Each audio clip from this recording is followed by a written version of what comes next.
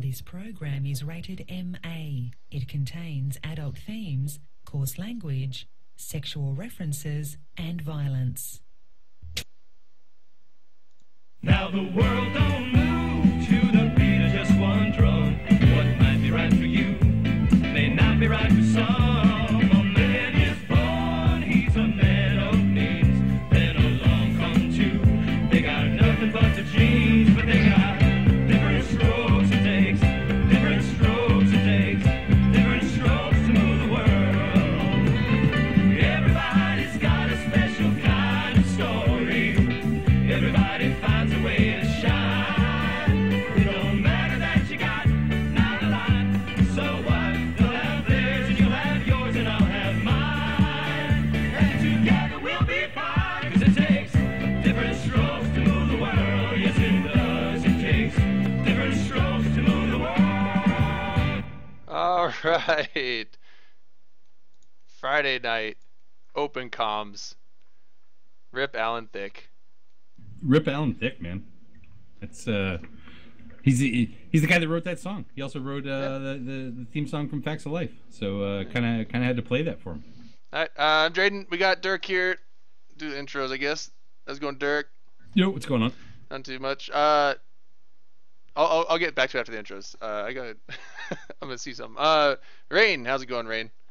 Good, how are you? I'm doing good. We got LB LeBlanc. How's it going? Good, how you doing? I'm doing good. DC. What you eating? What's up? Baconator, man. Oh, nice. They have Wendy's in Canada? Not even a serious question. No. Well, I don't know. And then, all right, we also have Rocket X with us. How's it going, Rocket? Yeah, I'm good, man. Okay, shit. I was like, oh shit, I was supposed to poke him when we went on. So good. So good. I got your name right this time though, so I feel good. Progress, right? The thing was that Dirk, you had Isn't Maples. that Grath Telkin? No, I'd call him Coffee Rocks a lot. Oh, hi, Mrs. Country. Oh, hey, Miss Country's on. She's there in the chat. Oh, I was like looking at TeamSpeak. I'm like, she's not here. Oh, the thing I was asking, like, you have maple syrup for your shots tonight. What? Well, what? I do have maple syrup. It is going to be part of my it's going to be part of my pour one out to Alan Thicke. I do have some maple syrup here. It is not Canadian maple syrup because I refuse to do that when we all know that Vermont maple syrup is the best. So I'm going to drink the better maple syrup though to Alan Thicke mixed with it's going to be a maple Tito shot. I talked about this the other day when I first tweeted it out. Maple Tito shot. Yeah, I'll do so the same thing. I got wants to do a shot to Alan Thicke, they should go get some maple syrup. None of that Aunt Jemima crap or Mrs. Butterworth or Log Cabin. Like, it should be some like genuine product. Yeah, I actually have that. I still have that thing Buck Strider sent me for Christmas last year. So I'm gonna put that in a shot. I don't think I have maple syrup at all, or any type of syrup. Get out. Like, No! Get out. We don't. You don't even have some like IHOP strawberry syrup or something. What about like NyQuil? That's like cough syrup. Ugh. I don't even know what the proportion to do this with. So I'm Put gonna cough That's syrup like in a shot. stretch. I'm gonna That's a I'm gonna put that stretch. much. I'm gonna put that much in Oh there. man, where's my?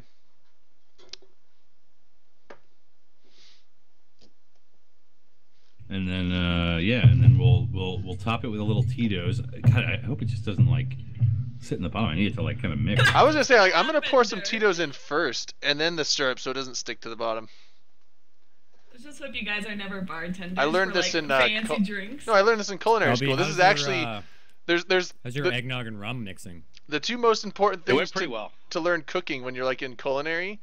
One is how to make a good roux, and two is how to put syrup in your shot. This just needs to be stirred up a little bit. A little bit. Using Looks your like you're finger, Dirk? vigorously. I'm not using my finger. I'm using this little piece of plastic that's Just sitting here just that I have finger it no out. idea what it came from. Just finger it out. Jesus Christ. Just give it a little It's poke really- and a really little poke going and a at it swirl. Do you see great. why I was so look concerned at it. going to Vegas, Now- having to be with you guys? Like, Now, Jesus. now it looks like whiskey. You're That no looks better. delicious. Oh, I feel mine too full. I just sip a little off the top. Now it looks like whiskey. All right, so we'll just let that sit there for a second. But yeah, so Alan Thicke, man, that kind of sucks. And man, he went like a hardcore Canadian way, man. Died on the ice rink playing hockey. Well, Yeah. he didn't actually die on the Like a man. He didn't die on the ice. Died on he, the pond? No, he Well- died they found him slumped over in a chair or whatever. But I guess he had been, he had just been, what was he, 69 years old? Yeah, out well, there, that's out there kinda playing like, hockey with his son. Sad. That's kind of like Sad.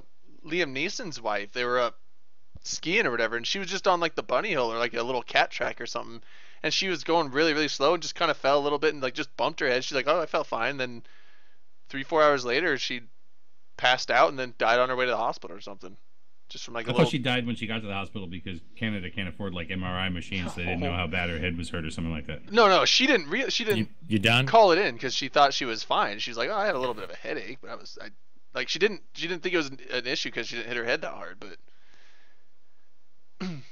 Yeah, but anyways, all right. Well, you know what?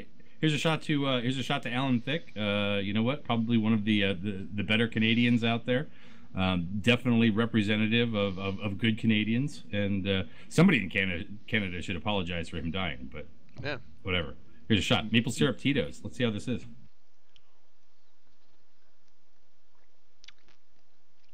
that's actually all Wow. right. Wow. Besides, Canada already apologized new for drink. Brian Adams. Like, we're covered now for a while. I may have been too over syruped on that one. No, I think it was good. But literally no vodka flavor at all. I mean, it was like, wow, talk about masking the the vodka. Now that would probably like give me diabetes before I get wrecked, but Well, yeah, the thing is, like, diabetes. what was it? I actually just heard Alan Thicke like last week, because I listened to Dan Le Batard's show, which is like a ESPN talk show. The funny thing is that it's a Liam sports. Neeson showed her a certain set of skills.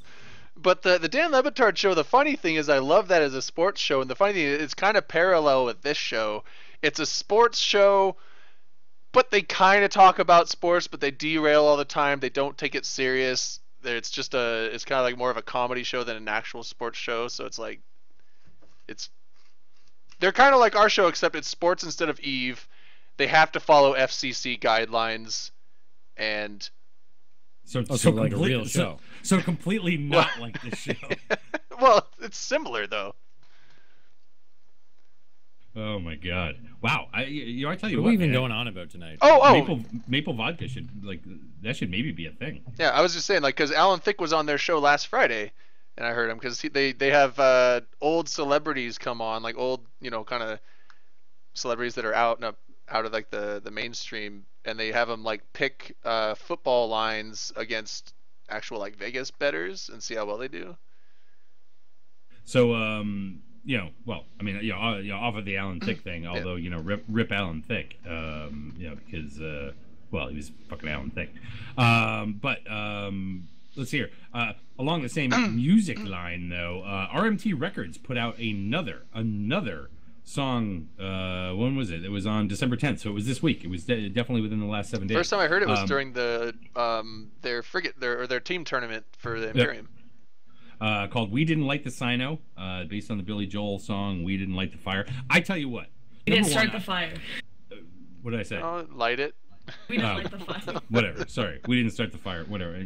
And you know what? Light the as many sound, times start as the I sound. sang that at like freaking college parties and whatnot, because like I was in college back at the time. But anyways, I think that this is their best song thus far, simply because the lyrics on this were pretty intricate from the standpoint that each stanza is not just words that kind of like go with the song, but like they go with each other. So Yeah, they it's really did actually a a lot narrative. of work in being able to put that together. It's not something just like audioly. That's not even a word, but audioly, I'm going to use it anyway. Fits the song. Audiologically? But audiologically fits the song. Good word.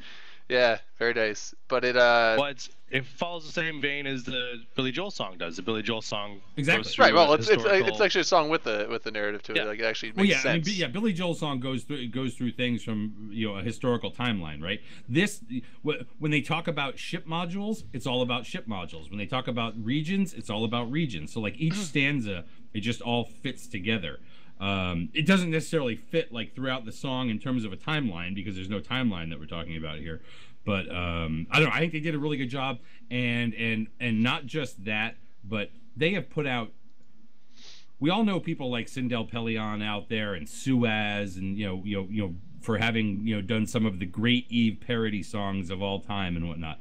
But RMT Records in the last 12 months has basically put out at least an album worth of material. They have put out so many songs in the last 12 months. I haven't gone and counted it up, but like they're the only one that's in the running for album of the year, because they're the only ones who literally have an album this year. Have they actually copyrighted and trademarked the name RMT Records? Like, did they actually make that a thing, or do they just call it that?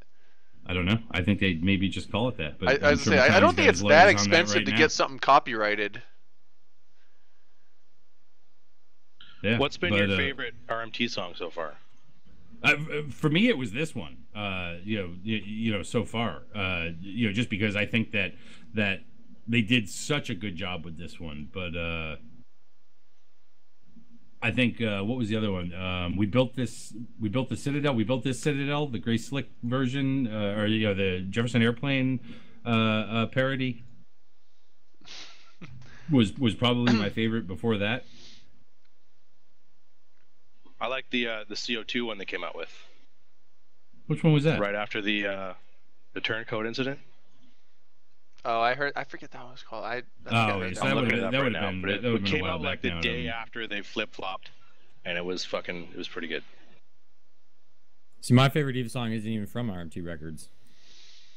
Is it just like background music from Eve? No, it's How to Stay Aligned. That's a good one. That is a good one. I mean, there have been some really good, Eve parody songs out there. Some very talented people. But again, we're getting to the point here where these guys are pumping it out so often.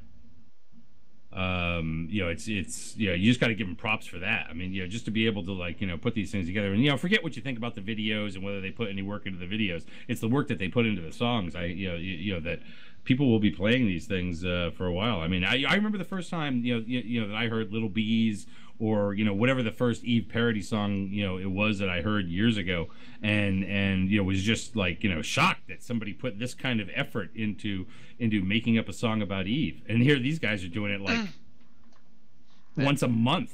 Yeah, I would have to say, of all the ones I've heard, Little Bees is still, I think, hands down my favorite, but it'll be hard to top that one.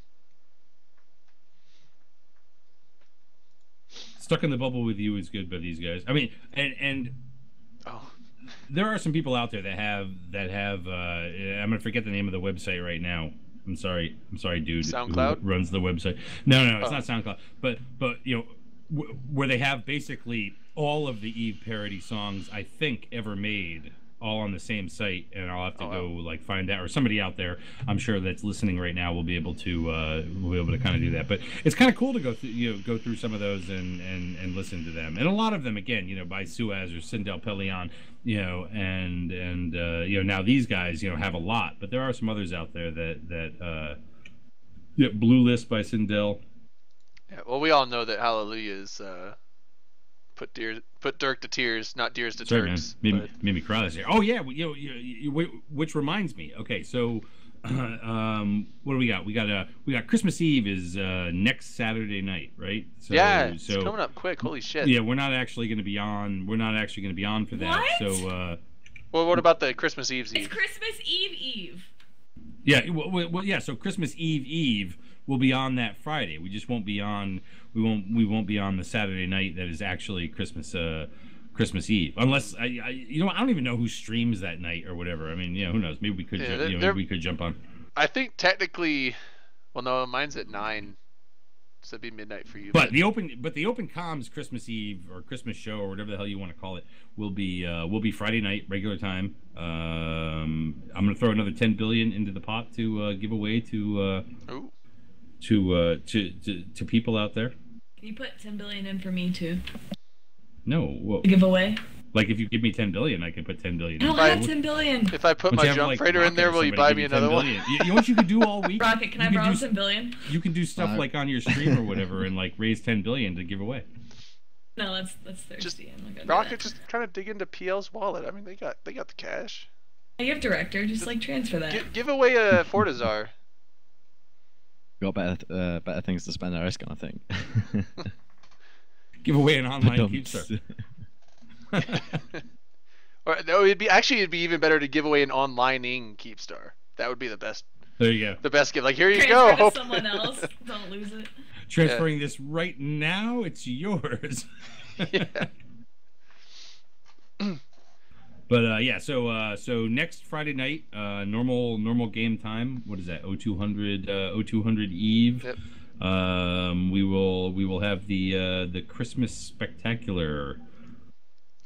And then now Mrs. Country was asking about whether or not we're doing anything for New Year's. I'm not going to be around for New Year's this year, not because of last year, but just because it's a Saturday night. New Year's Eve is a Saturday night, so I'm actually going to be doing some real life human things I will. on New Yeah. Year's. At New Year's Eve, the Saturday night Yeah. New Year's Eve, I'll be at a casino.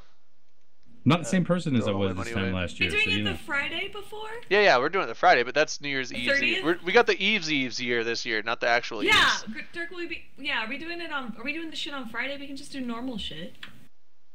Well, yeah, we're doing it Friday, but New Year's Eve, Okay. actually New Year's Eve is Saturday.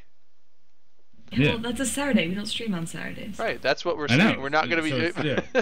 So why are we staying there? when Because, it's well, gonna last be year New Year's Eve and We're going to Christmas be doing Eve fell Friday night. on We're just New not gonna Year's. be doing it on because last year and in Both previous those Eves years, actually fell on we our kicked show other day. people off and made sure that Yeah, we were but the years doing it. before that, we would always, like, even if those days were on a different night as our show, a lot of times we'd just do a show anyway. I think those years we were with Eve Radio, and so Eve Radio would just usually have like a New Year's Eve and a Christmas Eve stream that all the streamers would come on and do something for. But Oh, okay. Yeah. So we'll we will be doing something. I don't know. Well, we'll be doing the normal show. The Christmas one's a little bit different because you can pretty much have a Christmas party type thing anytime between I don't know what, like December 5th and and the 24th. Really, well, the 23rd or whatever. I had one last week. New Year's it's kind of hard. It's like you're either early or you're late. You either do it on New Year's or you don't. But let's get to some. I don't know. What kind of low-hanging fruit do we have for? And taco. You know what? Here we go. I'll link it in channel. It is the what is this? It is Jintan's. Well, Jintan wrote it, I think. It's the CSM 11 Quarterly Review 2. It covers the fourth quarter of 2016, September to December 2016. I'm going to TLDR this for people. Good. Everybody loves everybody on the CSM. Everybody on the CSM is totally Gucci. It's all going good. The relationship between the CSM and CCP and CCP and the CSM and CCP and the players and CSM, it's all good. And there's a lot of love being thrown around. That's the essential of the meeting. They said that they wanted to talk about more things, but they understand they can't. And then everyone was hating on Bob Munn. Why people gotta hate on Bob? Standard. Oh no, it was like Nash and someone else, I think. Zanaria's, but I think Alex Zanaria's part the best. It was pretty funny. Well, Zanaria got a little Zanaria in his. I mean, nothing too off the wall, but Are we gonna wear Santa hats next week? I plan on doing it. Oh, I'll have my Santa hat on. Hell yeah.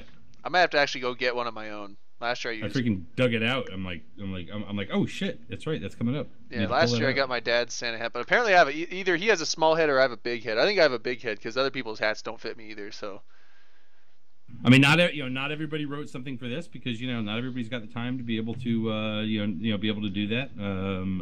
I had a little bit of fun with Jin on Twitter today because of the way he kind of worded it in the thing. It sounds like some people couldn't do it and other people were like, hey, it's just the way he worded it. But I think it's just the way he worded it. I think that the people that could did to get it out in time, and the other some people could not. I mean, we've got some people who are in school who didn't have the time for that right now, and others who communicate in other ways and. Yeah. But whatever. I mean, really, when you read the thing, it's like each one of their opening paragraphs was like almost identical to one another. It was like oh God, the love I feel for all of the people on the CSM is so incredible, and can you feel the love tonight? the thing that was on Twitter, which is great. Don't get me wrong. I'm not saying that from like a shitbird. No, the Twitter thing where you were asking Jin Tan like who couldn't make it and who couldn't make it, and then like it was like a bunch of, it was weird because like the replies seemed like almost like hostile, but there was a lot of lulls and smiley faces in them, so it was throwing me off, and I couldn't figure out the actual attitude of these tweets. So that's why, like, because it sounded like Dirk was being like, hey man, why couldn't people make it? And then people were like, Dirk, like, that's kind of rude to ask. You can't just ask that. So you need the lulls and the smiley faces because you only have 140 to like kind of ease the curve of it, but yeah, okay. Well.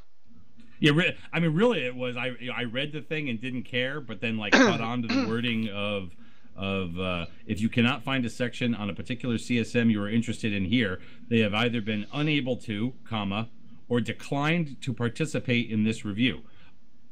I didn't really care, but I read that and like I wanted to reply something back, so it was kind of like, well, who was it that was unable versus who was it that declined? And then it like got into this thing.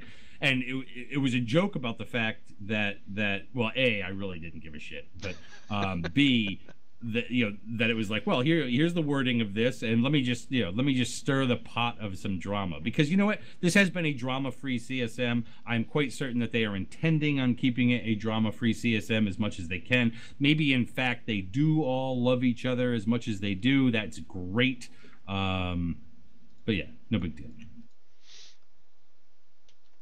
No big deal. Yeah, and then, I mean, you could read it for yourself. I mean, I put the link in again. Nothing super enlightening here, or what whatever it is.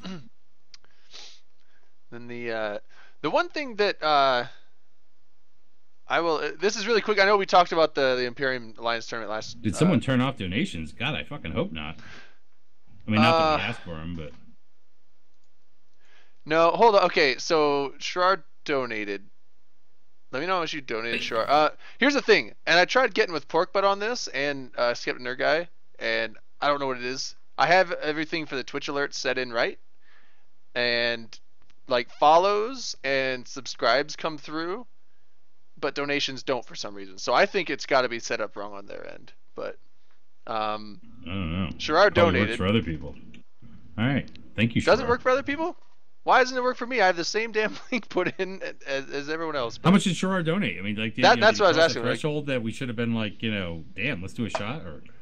Well, I was gonna do a shot. I was gonna call a shot anyway, so this is just as good a time as any. Well, we're still in the maple half hour, so you know what? I'm gonna mix another one of those. I'm gonna ease up on the maple a little bit though, because I think that was a little too heavy maple. I think mine was good on maple, but. And I don't know what it is now. For like the last couple months, the first shot of the night I do makes my face turn red. Because you're like a white girl, you just get wasted really quick. No. It's like my face gets red and then my face gets itchy and then like it goes away. But it's only for like the first shot of the night, and then later on it's fine. I wonder if I've developed. Maybe you're allergic to the alcohol. I would say maybe I've developed an allergy to Tito's.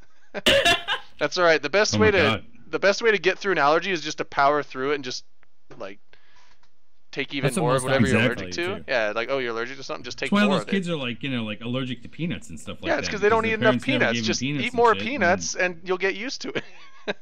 So generally that doesn't work, but that actually is what my I'm uncle allergic does. To Your advice is going to because result I never in had people lying in the hospital in fucking like anaphylactic shock. Yeah, okay, I guess a discllaimer, don't do that. If you're allergic to something, don't take more of it, because I don't want to be responsible for sending people to their death. Asian glow. Yeah. I knew this girl from Thailand that like every time she would have a drink, like any kind of alcohol whatsoever, it was like, she'd go crimson. All right, let's see. I wasn't really sure where that was going. Dirk, did you say something about you being allergic to dick? Yeah, I did say that. Yeah, that's because I never had any growing up. Yeah, he told me that in Vegas, but so I just gave him the Drayden method and just gave him extra. So. But yeah, okay. So here, shot for that. Another maple syrup. Look at that. See, same. Damn, I totally chilled out in the maple on that. Looks like you got more glass left if you need to put more vodka in it. This is a big shot glass. God, that was still pretty heavy maple. Man, maple cuts through everything, man. Maple, like real maple syrup, not that log cabin or like any of that kind of shit, but like real maple syrup.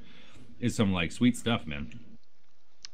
That's why it's so good on pancakes with like butter. That mixture, man. Yeah, I was talking about the the Imperium tournament. One thing I didn't know until I read the article that just came out. I know we talked about the tournament last week, so I won't get into it, but they got to use the Thunderdome thing. I didn't know that. So they actually got to use the legit thing that CCP uses, which will let them, so they were able to do like the reverse tie-dye and everything with it, have the health bar stats show up and all that stuff. I didn't know they. Yeah. I thought, like, I saw them. I think we said that last week, that they were going to be using the actual tool that. I didn't know they even had a tool like that, but. You think CCP just does that manually or something? Well, like two guys sitting there speeding up the clock. Well, Oh no, God. I knew that they did something with it, but I didn't know that it was like some kind of app that they could give out to people. I was wondering because I saw that the Imperium tournament, they had like the same health bar things that they used for the Alliance tournament. I'm like, man, how the fuck did they get that? Is that like some program that No, Thunderdome. No, what the overlays and stuff for the tourney? Yeah. It's actually an in-game. It's an in-game part of the client. And when you log into it as like a commentator or something, you can see like exactly what they see when you watch the Alliance tournament stream in terms of the UI. That's what we did for Even T, and then for all the Even T stuff. So as long as you have access to Thunderdome, get it set up with Logibro, they can do that. Yeah, you use a dev command to like cloak your ship, and then you can lock everyone on the grid, and obviously you're invisible and they can't see you. The only thing you can't do is like fly a Titan, because then you'll bump people. Digirizer, thanks for watching. See, yeah, you can take shots with us live. It's your first time. Oh my First god, time- be first time, careful with long your time. shots. Like, I inhaled mine wrong, and it's like, oh You're my supposed god. to breathe it in.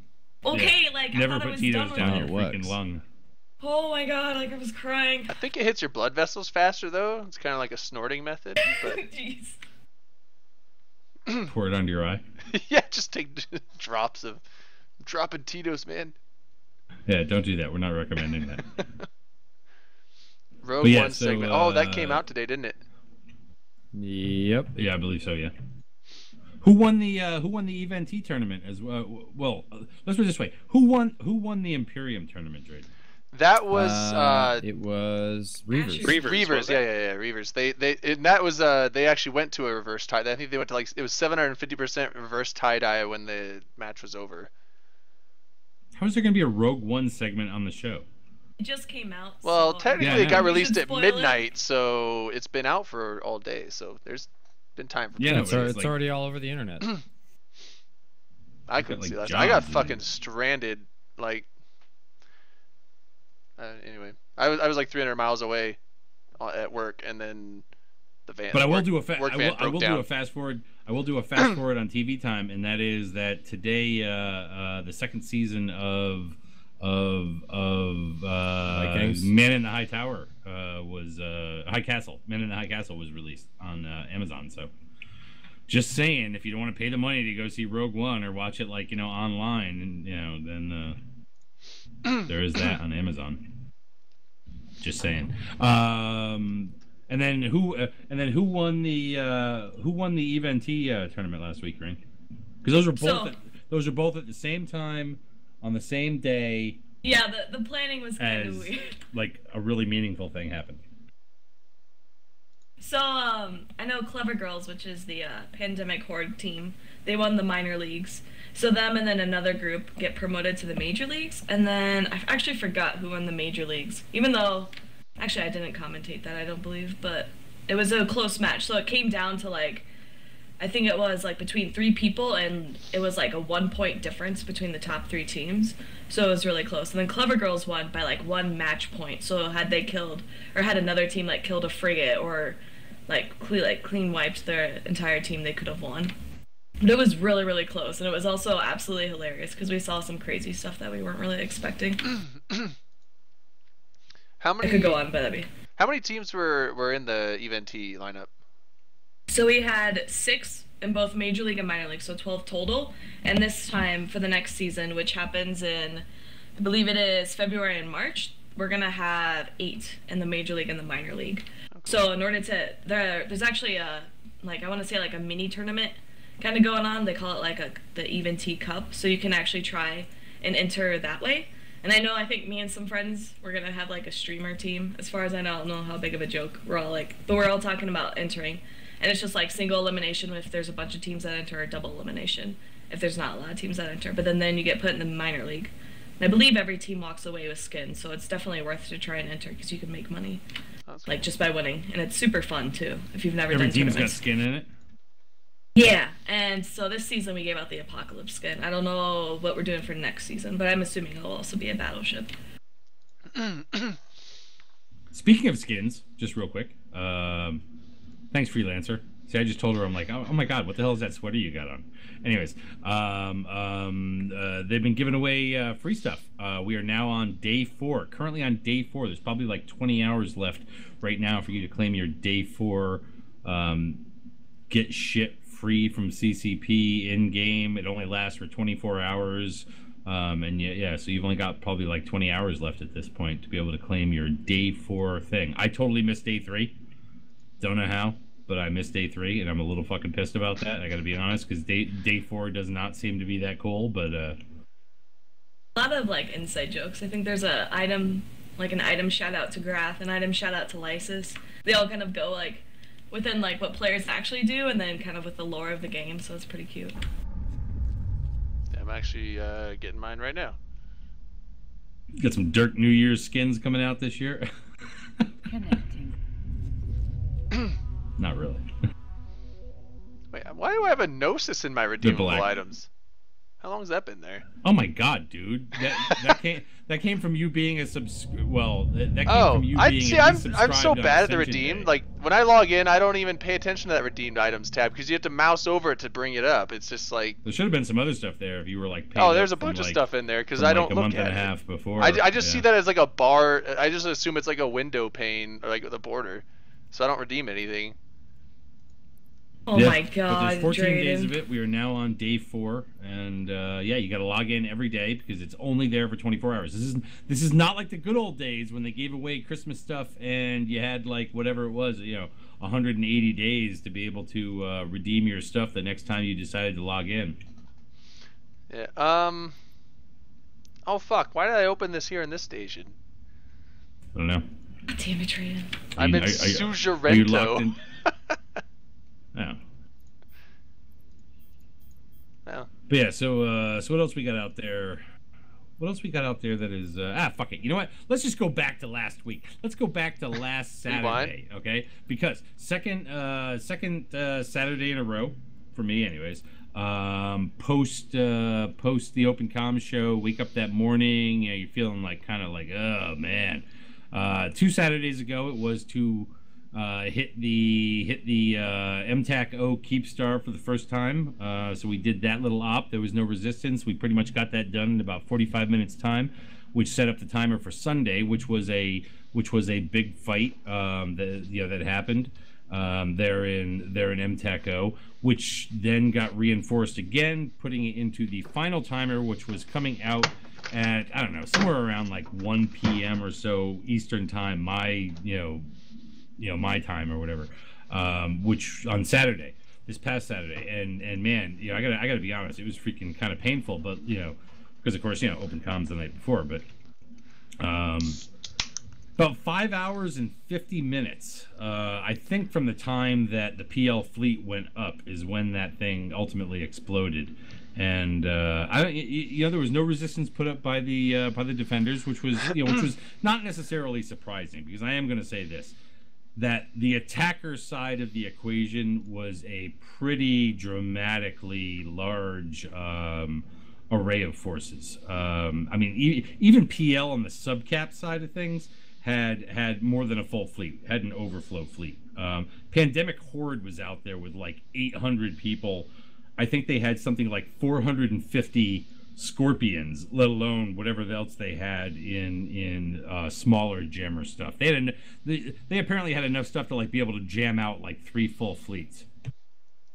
Yeah, it was definitely a don't come fuck with this assortment of stuff. I mean, like even supers and titans and stuff like that, while on standby, were not used the way they were the previous week. Because if you remember the discussion last week, It was about the fact that they used super carriers that were sitting on a Fortizar in the system and deployed their fighters long range across 1,000 kilometers to be able to get to that thing. And there were people crying about that being done out there. And this week it was like, why even bother doing that? We've got enough subcaps, just go out and shoot this shit. And somebody said best Eve boom so far. Honestly, after sitting there for close to 6 hours, I saw it the way most people saw it, which was on the CCP Twitch replay. I'm sorry, not the replay, but their thing, because it happened like 15 minutes after we were done shooting it. Yeah, the funny is like, because it was going so slow. Like everyone was calling a screenshot. It basically was, and I watched that for a while. And then I think I watched it for about an hour and a half while I was doing other stuff. And in an hour and a half, I think its structure went down like 5 or 10%. And I was like, good God, this is gonna take forever. And then I went out and ran some errands, like and I was getting like a haircut. And then that's when I saw that it's like, oh, it's blowing up. I'm like, fuck, because I wasn't home to watch it. I was like, I waited all day for it. Then I saw the same thing. Like the fast motion explosion that CCP tweeted out was more enjoyable, I'm sure, than watching it explode over the course of 15 minutes. But it was really funny because like health was lost, so obviously you did have lock on it, and then everyone in chat was just like screaming. They're like, "There's no explosion! There's no explosion!" for like 20 minutes, and Logi Bro's like, "Guys, calm down. The explosion's also in tie-dye." And then like as it was happening, I think he played he played Bring On the Wrecking Machine. I think he had to play it twice because the explosion took so long. It was hilarious. The most fun I had, it wasn't watching the Citadel get shot at. The most fun I had was seeing the little update post that Max Singularity was putting out, where he was sitting there dancing and doing all that was more exciting and fun to watch than just watching the Citadel. Like even the machine guns coming out the Citadel were like you were just seeing it, one of those shots. They're supposed to be like mini guns, and you're seeing like one bullet every like 20 seconds. Remind me not to open that beer. Don't open that beer? Yeah, I dropped it. Just put your mouth over it when you open it. Nope. I got other ones. That one's sweet. Maybe it'll like surprise me next week. Right back. All right, shots time while he's gone. Oh. Yeah, sneak shots. I'm afraid to take another shot. I fucked up that last one. I don't know if I want to take another one. Well, you gotta breathe before you drink. I did, after. And then I thought it was a little down, but no, it wasn't. Airway opened up and it just like kind of sneaked and it was burning. Now so there was the. Well, let's do the Scooter McCabe. I mean, I don't know if Dirk had more to go on the MTACO thing. Well, I figured we'd talk about this Keepstar dying, then another Keepstar dying. Wait, there's another one? Yeah, 2 died this week. One online and one was onlining. Oh, I was like, I didn't even hear about the other Keepstar dying. But if it was, I ended up. Those are like, I mean, it's still awesome. It's still like the big loss, but it's a lot easier to kill a non-lining one though, because doesn't it start at like it's defenseless. It's defenseless and it starts at structure, right? You don't have to worry about. So you only have to show up once. Yeah, but there's something about that. I mean, there it's all about the timing. That if you lay it down at the right time, then basically somebody has to be there at that moment, right before downtime, and be able to put the deeps on it in what is probably going to be a tie-dye situation. So you have very limited time, right? If the timer comes out at 4 o'clock, let's say in the afternoon, you're not in that race against downtime coming. So yeah, but I mean, if it's damaged at the time it's repairing, then it resets after DT anyway. Yeah, true. But yeah, I mean, as far as the what I'll call the first online kill, I don't know. I mean, I think that these are the kind of things, and it's one of the reasons why we set the new record for most people in a system. I think the old record was something like 4,900. We shattered through 5,000, and I think we got up to like 5,500 or something like that. So he set a new high bar for Yeah, I think it's just under number that, of but it's people. close. It was like 50. I mean, there were over 4,000 people on the Keepstar kill itself. Yeah, That well, means even a people bunch of were able to CO2 get in guys there came and close shot enough it. and take a shot.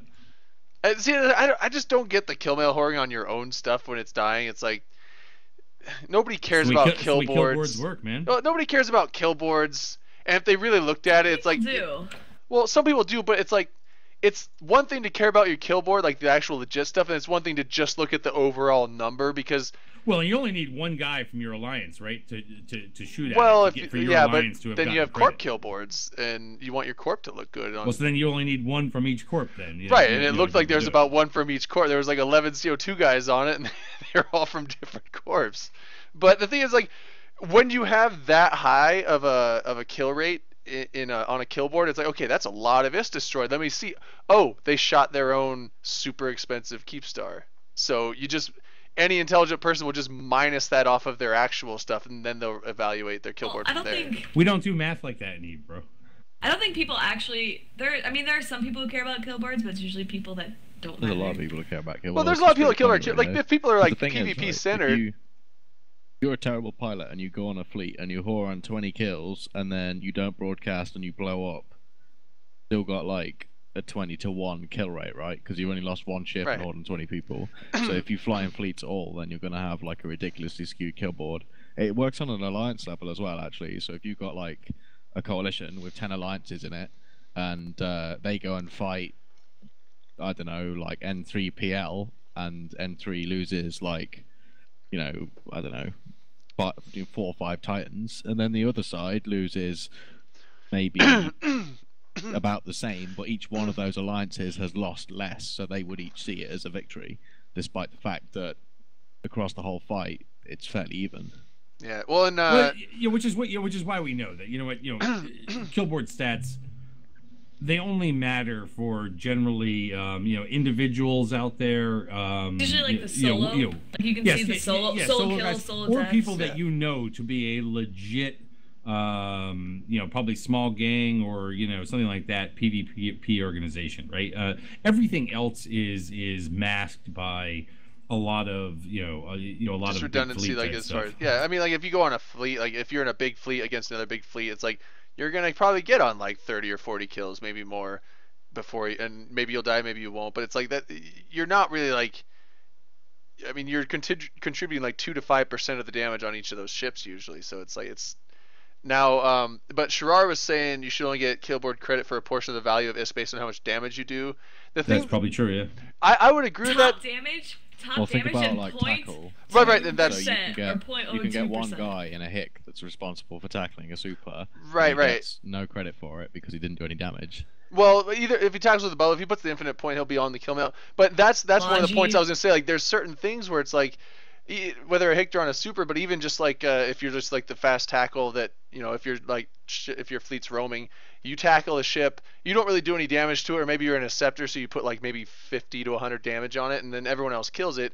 You did almost no damage, so it wouldn't give you any kill credit. But the whole reason that ship died was because you had it pointed. So without you, that ship never gets caught. But obviously, without the damage in your fleet, you can't kill that ship yourself. So it's like it's kind of hard to do it just based on damage, and it would be too hard to make it. It would be so intricate to try and put the killboard value based on what you do to it. I mean, we can sit there and say we're judging by some crazy metric. I mean, look, killboards are what they are, but I think that anybody who knows, they know who the people are that are good anyways, regardless of what that killboard stat says or anything like that. I mean, look, you have some elitists that are out there, like legit, straight up elitists. I don't mean just like the people that people want to label as elitists, but people that are really into it, and they do keep track of that stuff because it does mean something to them because of how they play the game. But by and large, I would say that most, it doesn't make any difference for most alliances. It really doesn't make any difference, for most corporations in those types of alliances. Where it's just all mishmashed in that, if you're on there for you don't even have to be on there to have even like hit the target, right? I mean, you could have been so far out of range, as long as your gun fired. Yep. You were on the kill mill. Yeah, I actually used to try to work on kill boards back a long time ago, but now, I mean, half the time I'll fly Logi, and I fly Logi and bring rep drones. I don't even bring kill mail horde drones, so because it's just like Yeah. I don't know. I lost interest in kill boards a while ago. But I mean, I think that with this particular Keepstar here, let's just say, okay, again, we had, it was the first online Keepstar to go down. I mean, we had already just a couple months ago had the first Keepstar ever to die, right? That was the onlining one from. Enough one? Yeah, Is that a different one? That was it was a while back. I forget whose it was though. Snuff? Nalvula. Project Mayhem. Project Mayhem. Yeah. Right. In Nalvula, I remember getting up at 4 o'clock in the morning for that one. Was there for every reinforcement timer of this one here, because now look, the next one, I don't know. It better be strategically important to to do it, because for it to be the second online one to go and put that kind of effort through, it better mean something. This one meant something because it ended up being the first one, so therefore you kind of made sure that you were there for it. But Kind of glad I wasn't. That looks super painful. Spent like 6 hours or more. It really just wasn't. To, it really wasn't shoot because there were no defenders. There were no defenders. Like, your dying was going to be kind of remote. Did it matter if you were dying? I didn't want to spend 6 hours AFK making we sure were my watching gun cycle. movies. And I was putting running up a the Christmas tournament, tree. Dirk. I mean, it's not like you were sitting there like monitoring your modules to make sure everything was going all right, and then, oh shit, I'm being locked. It just wasn't happening. So I mean, you were doing other things. I'm walking away, come back 20 minutes later. It was like head GP or BTAC R. In those fights, it's like you cycle your gun once, and in those ones, I literally remember it's like you cycle your gun, got up, took a shower, went and got lunch, came back, and my gun had almost finished cycling that first time. Maybe it had shot one more time, I don't know. But so it's like you were basically shooting one shot every 20 to 30 minutes. So it's not like you're really engaged in it at that point. You're just like there. Was definitely anticlimactic over the previous week. I mean, the real fight for MTACO in terms of any kind of resistance to shooting that thing was on Sunday for the armor timer. Last week it was just a mopping up exercise. As I think I put it out there, it was a controlled demolition. It wasn't the battle of MTACO. It wasn't the fight for MTACO Keepstar, because there really wasn't any fight. It was just okay. This has got to die so that we can go home.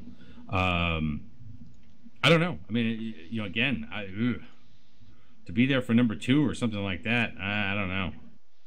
So in Vegas, they talked about when they were talking about alpha clones, they gave some stats for the Battle of MTACO during the Casino War. Right when CO2 flipped, they gave some stats saying that a certain percentage of ships in that battle could have been flown by alpha clones. Looking at the battle that we just had for that Keepstar, how many of those ships do you think could have been flown by alpha clones? Was there a fleet like that? Did the Pandemic Horde have a fleet out that alpha clones could participate in?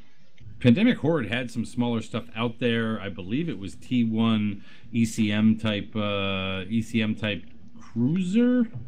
They had a Scorpion fleet, I know. Well, for 450 sure. out of the 800 were in Scorps, but Yeah, so that couldn't have been. I mean, there's fleets that alphas. I mean, Caracal fleet, that could be an alpha fleet. Fuck you fleet, goons fuck you fleet with all the what's that Galeni cruiser? Yeah, they don't use the cruisers anymore. They use Molluses. Well, Molluses now, but I mean, Celestis. The Celestis, yeah, like the Celestises, yeah. I mean, it would be more expensive for the alphas, but yeah, you could use that, and the Cormorant fleets. I guess it'd probably be tough to do it with like meta rails to make them do a lot of damage, but you could do that. I mean, a lot of you were referencing what, BTAC-R? No, MTACO when no. Oh, I'm sorry. War. Yeah, MTACO back during the Casino War, yeah.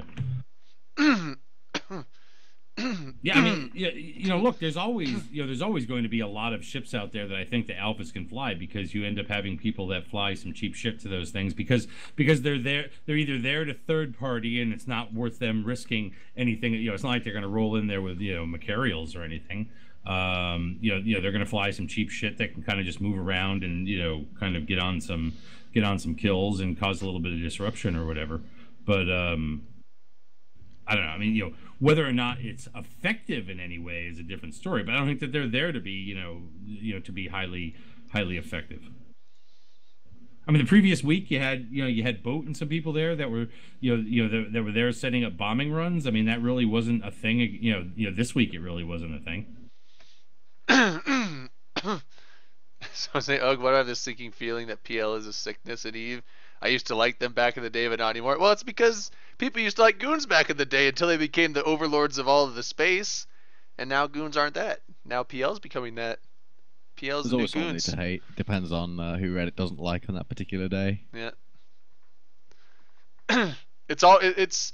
I mean, and it was even back with Bob. Now, I mean, that Bob was before my time, and apparently they did a bunch of shady shit that caused him to get hated a lot. But I don't know. It just seems like whoever's the big top dog in nullsec that completely doesn't own everything, but is basically like the most powerful group, tends to be the one that no one likes because, I don't know, call it a King of the Hill complex, but I don't think that's a real complex, but I made one. Well, I mean, look, PL and friends, killed that Keepstar and MTECO, right?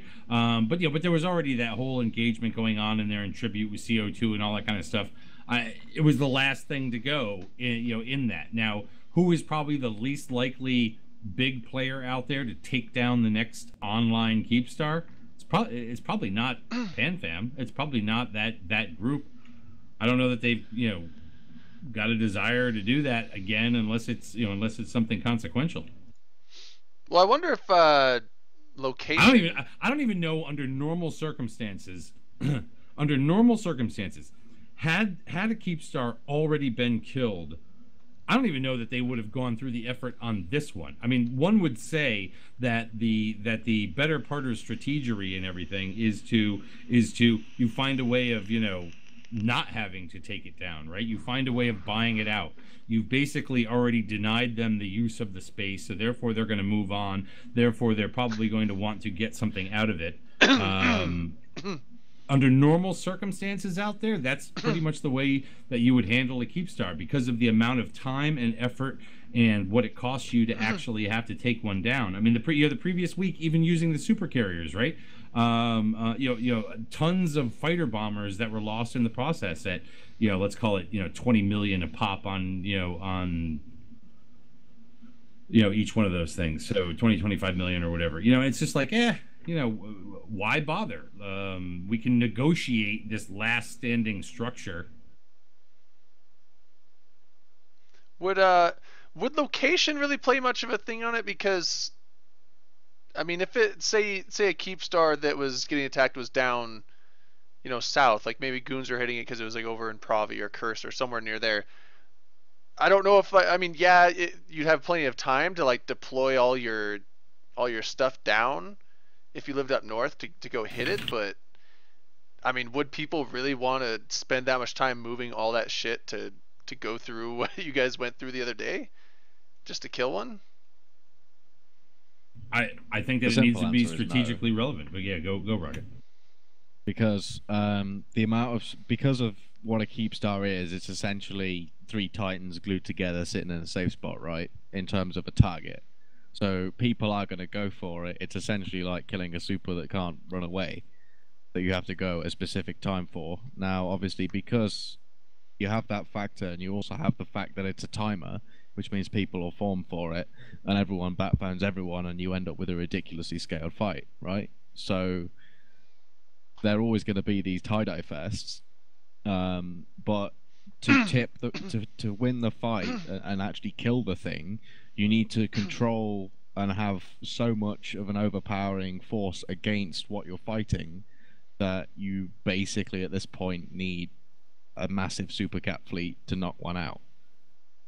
And your enemy to not have that same resource, because obviously, like, if they're able to stop you doing DPS to it for 15 minutes, the thing reps itself and you're fucked. You have to start again, right? So well, you just got to have at least one thing shooting it though, right? So I mean, like, if your entire fleet has to pull off and re-engage, so you can just be like, hey, we need a few frigates or cruisers or something to be shooting. But not if it's tie-dye. If it's tie-dye, then so it's the problem is with tie-dye, because if you're in like 1% tie-dye, then suddenly you have to do 100 times the DPS, because that's the way the DPS cap works, right? The timer's not affected by tie-dye. It's not so much the cap. The timer itself isn't affected by tie-dye, but the damage you do over time is. Oh, right. And you trying to hit the DPS cap is affected by it. Otherwise, like, I mean, 10 dreads would hit the DPS cap in theory, right? But in 10% tie-dye, you'd need 100 dreads to do that. So you need to apply that massive amount of damage to the target, and that's it. You don't even, when you're defending, you don't even have to win the fight. You just have to stop them doing damage to it for 15 minutes. Yeah. Well, wait. And that's not too hard if the fleets are fairly evenly balanced or even close. You just need to just raw overpower it, and you wouldn't be able to either anchor or kill one unless you have that overwhelming force. Well, wait. You're saying that the damage. Well, I'm just saying real quick. The DPS cap you're saying is not affected by tie-dye? Well, no, it is affected by tie-dye. So basically, all right, DPS if you're doing 1,000, oh, right. So you're doing less. You're doing, because time is stretched out. Your damage is stretched out. It ends up counting for less. So if say the DPS cap was 10, if the minimum DPS I think is like 30k or something like that. I think that's the maximum. Well, yeah. Actually. Well, but the time is stretched out for your DPS minimum, as well. Maximum. So but the thing is, to do in 10% tie-dye with a 10,000 DPS like floor, you need to do 100,000 DPS basically with your fleet. Well, no, because it's no longer DPS, it's DP 10. It's damage per 10 seconds and 10% tie-dye at that point. So you wouldn't have to do 10 times as much damage, because 1 second is now 10 seconds. So you just got to do that much damage in 10 seconds instead of 1 second. No, you have to. The way it ramps up, it doesn't work like that. You have to put like. It scales with tie-dye. So basically, if you're in 10% tie-dye, you need to do 10 times the damage. Otherwise, it doesn't pause. Huh. Otherwise, you could literally sit there with 3 dreads, and then not have it pause at all. Oh, okay. Right. Yeah. So okay. the timer on the keep star isn't affected, but the damage you're doing over time and the way that it's calculated is. So you basically have to do the same damages in 2 seconds as you did in 20. Okay, yeah. So somebody was saying to me the other day after that, it was somebody from CO2, and of course, they had their own kind of take on it and whatnot. That with these tie-dye lag fests, defending one of these things is almost impossible. And my theory is that the takedown of the keep star itself is no different than in the past. The takedown of a timer, whether it was in Dominion sovereignty, over say a station or an iHub or something like that, right? That look, you've got to defeat the forces that are on the field to keep them from DPSing your target. And if you can't defeat the forces on the field, then it doesn't matter. Eventually you're going to go away and they're just going to finish the job on whatever the target is anyway. So regardless of tie-dye, regardless of the new system, regardless of whether it's a keep star or a station or an iHub of yesteryear, you've got to be able to beat the forces that are arrayed against you on the field to be able to do it. So I mean, I don't see a whole lot of difference now. It's a different scenario, but really it's just kind of the same, the same thing altogether. You've got to beat the people on the field. Yep. Well, I mean, for me, the shots down mechanics are infuriating. Because so with a pause, right? You want to kill it quick, so you drop 20 dreads on it. Like, there's no point in dropping more than 1 dread on an Astra House because you hit the DPS cap, and no matter what, you're sat there for 24 minutes at least. All right, shots. I still had I pre-poured one with maple syrup, so it's been marinating. Yeah, I didn't do that one this time. I think I'm kind of sugared out at the moment. Shots for Imteco Keepstar.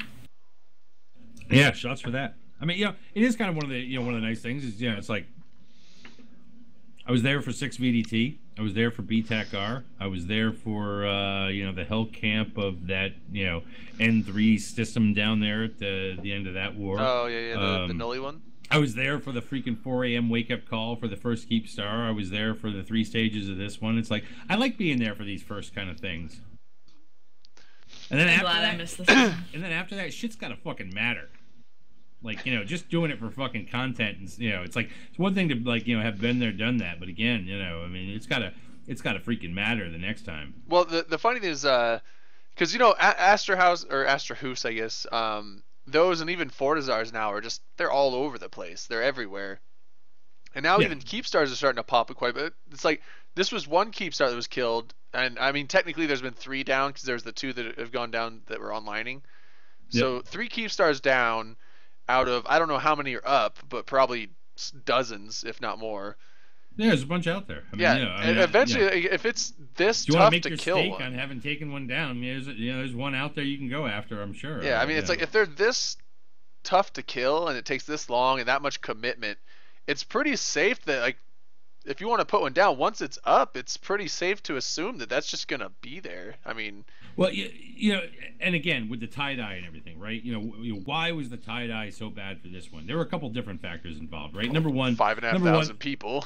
Well, I mean, well, of course. Well, that's what causes tie-dye, right? Is the people. So what is the attraction, right? Well, number one, it was up in the north, okay, and we know that the north is more highly populated than other places.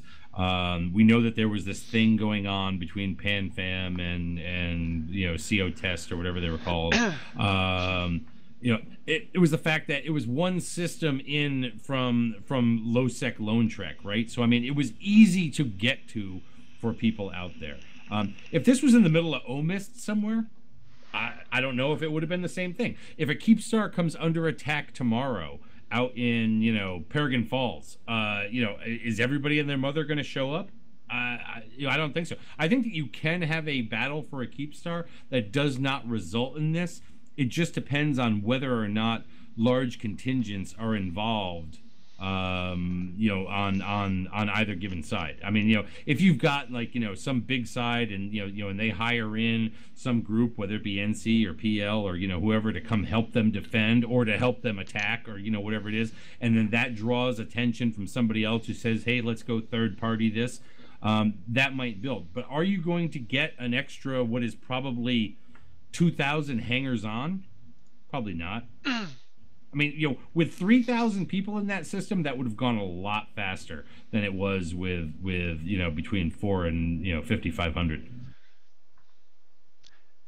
I think that just partially has to do with proximity, the novelty of it. Hey, be here for this. I think half the people were there for one that. of the bitches from CO2 was the fact that CCP, between the scope video and advertised that it was coming off its timer. We're sort of advertising it, and it's like, look, dude, you know what? The people who were going to be there to kill it did not need the scope video to let them know to be there to kill it. That thing was going to die anyway. Yeah, all the people that got there because... The only thing that did was, their advertising did was make it slower, death by 1,000 millicuts. Make it more painful for the people actually killing it to take it down. But that's the. I mean, I guess technically it's okay, here's the developers giving intel out to the populace about something, but at the same time, all the people that came to that Keep Star because of CCP's announcements were not putting. They were probably putting a small fraction of the DPS on it. I bet most of them just came in, popped a shot at it, and then warped off and safed up so they could actually just get on the kill mail so they wouldn't die. So I think if you shoot something but then go out of the system long enough, I think you don't. 15 minutes. Yeah, 50. So yeah. So from a marketing perspective, it does make sense anyway in terms of all the Alpha Clone stuff they've been doing. They want people like that to be part of it. Yeah, that's a good point. They want all the new people. One thing to get them hooked on the game is to get involved in something like that. But at the same time, one thing that makes them go, if they're actually new to the game and they see that much of tie-dye, they're like, what the fuck is this? They probably never want to do that again. I remember that, the first, I've done tie-dye, but the first huge, where they say 10% tie-dye is the cap, but it actually gets lower than that, because it gets down to 10% tie-dye and then lags on top of that, so, but yeah, they're never enjoyable fights. And the first time I was in one of those fights, I was like, I'd never want to do that again. I did do it again, but I didn't want to. And that's just it. The people in nullsec, we do it because number one, we've got yeah. see Dark and LOL. I went over and I like went to the corner and I'm like, if I just turn my back and I stay here just long enough, somebody will think I'm peeing in the corner. Anyways, he's got that a potted plant.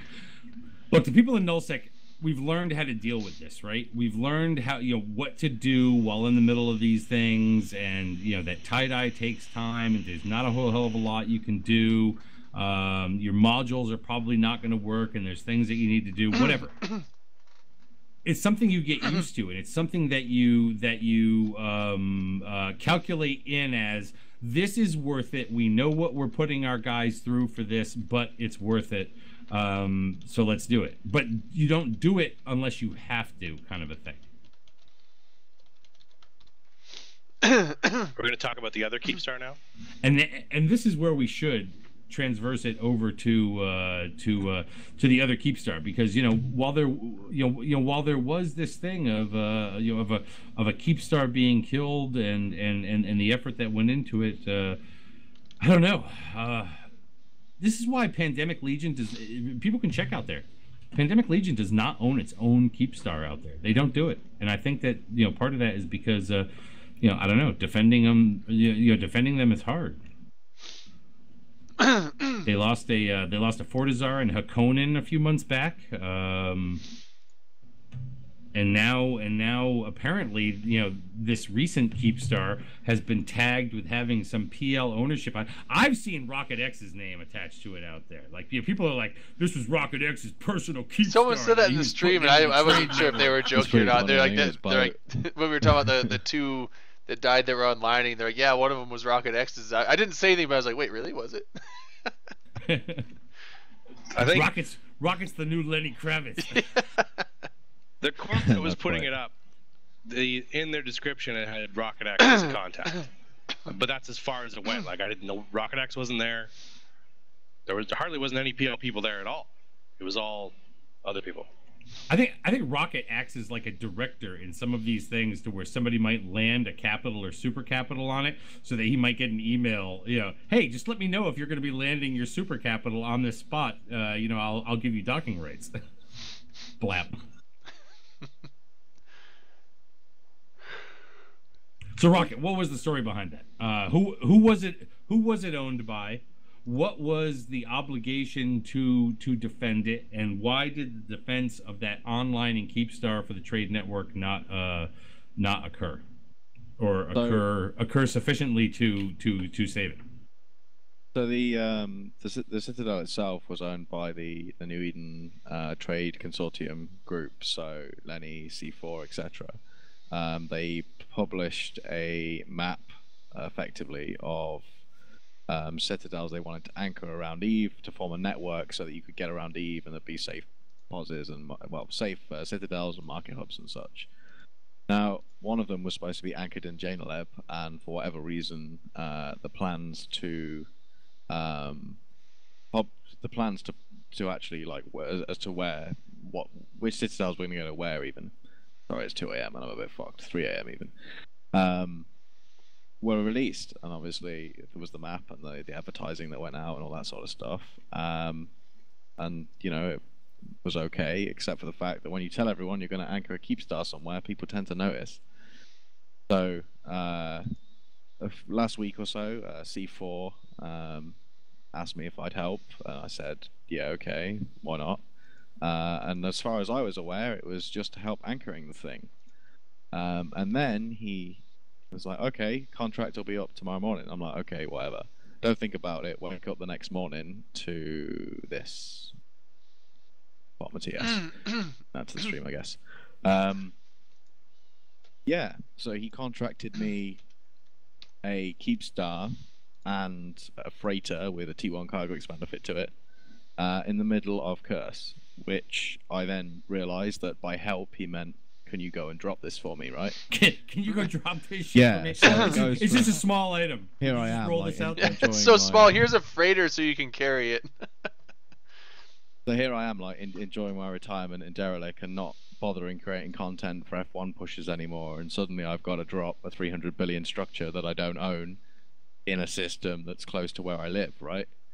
So, you know, what am I supposed to do now? So I'm like, okay, well, I have to give people enough notice so that we can form, but not too much notice because it will leak and people will find out. And if all of our hostiles potentially form as well, then they're going to have a lot more than we are. So we took the gamble of notifying people relatively late in terms of allies.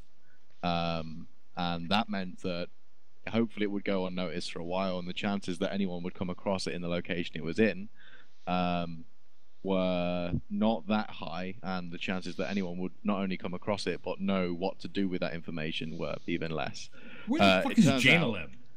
It turns out some nitwit was running around probing and decided that he noticed it and posted it on Reddit. So that went on Reddit probably 4 or 5 hours after it was started anchoring. The allies had already been notified. Goons found it.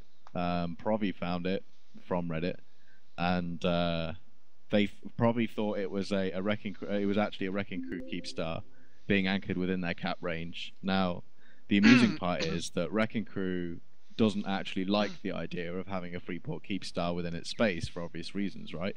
Because where Janelib is, it allows you to connect to Curse and it allows you to connect to Provi and some of Catch. Now that means that anyone living in that space effectively has a safe route around us. Now the problem from my perspective is obviously that I get what Lenny and C4 are trying to do, and I agree with the concepts. And for me to anchor it in Derelict was a compromise. To then do it myself was even more of a compromise. But I mean, C4's a friend, and I count Lenny among them now, and he asked my help, so I was like, okay, sure, let's do what we can. So we went for it, and the whole thing started spinning in terms of, oh, it's definitely a PL Keepstar, it's Rocket X's personal Keepstar. Like, I'm never going to drop a Keepstar. I know what I'd have to do to defend it, and I don't want to fucking do it, right? But I got roped into this. You've now tested out what it's like to drop a Keepstar. I now got roped into it. You know how to fix these things now. And spent all fucking day at work, like talking to people as well on Slack, on Discord, on IRC, and coordinating with various, you know, like Diplos and FCs from other alliances, and so we all formed up, and then Goons came in, Stainwagon came in, and Provi and Volt as well showed up. So various others showed up. I think Project Mayhem and Snuff were going to come third party, but they weren't going to shoot the Citadel itself. And we were up against about 2,500 people in total. There was 1,900 on the grid, and there was another couple of hundred people still on the way to the system as well. So we were outnumbered by quite a lot. I'm not going to say how much or what we brought to the table, but we eventually decided not to go in because we wouldn't be able to. We thought we might save the Keepstar, to be honest. Like, the Keepstar we were pretty sure would live, but we'd probably lose most of the fleet doing it. And with what we had there, it would have meant that we had to commit, and some of the alliances that were with us would lose an amount that would be unfair for them to lose compared to what we were all putting in.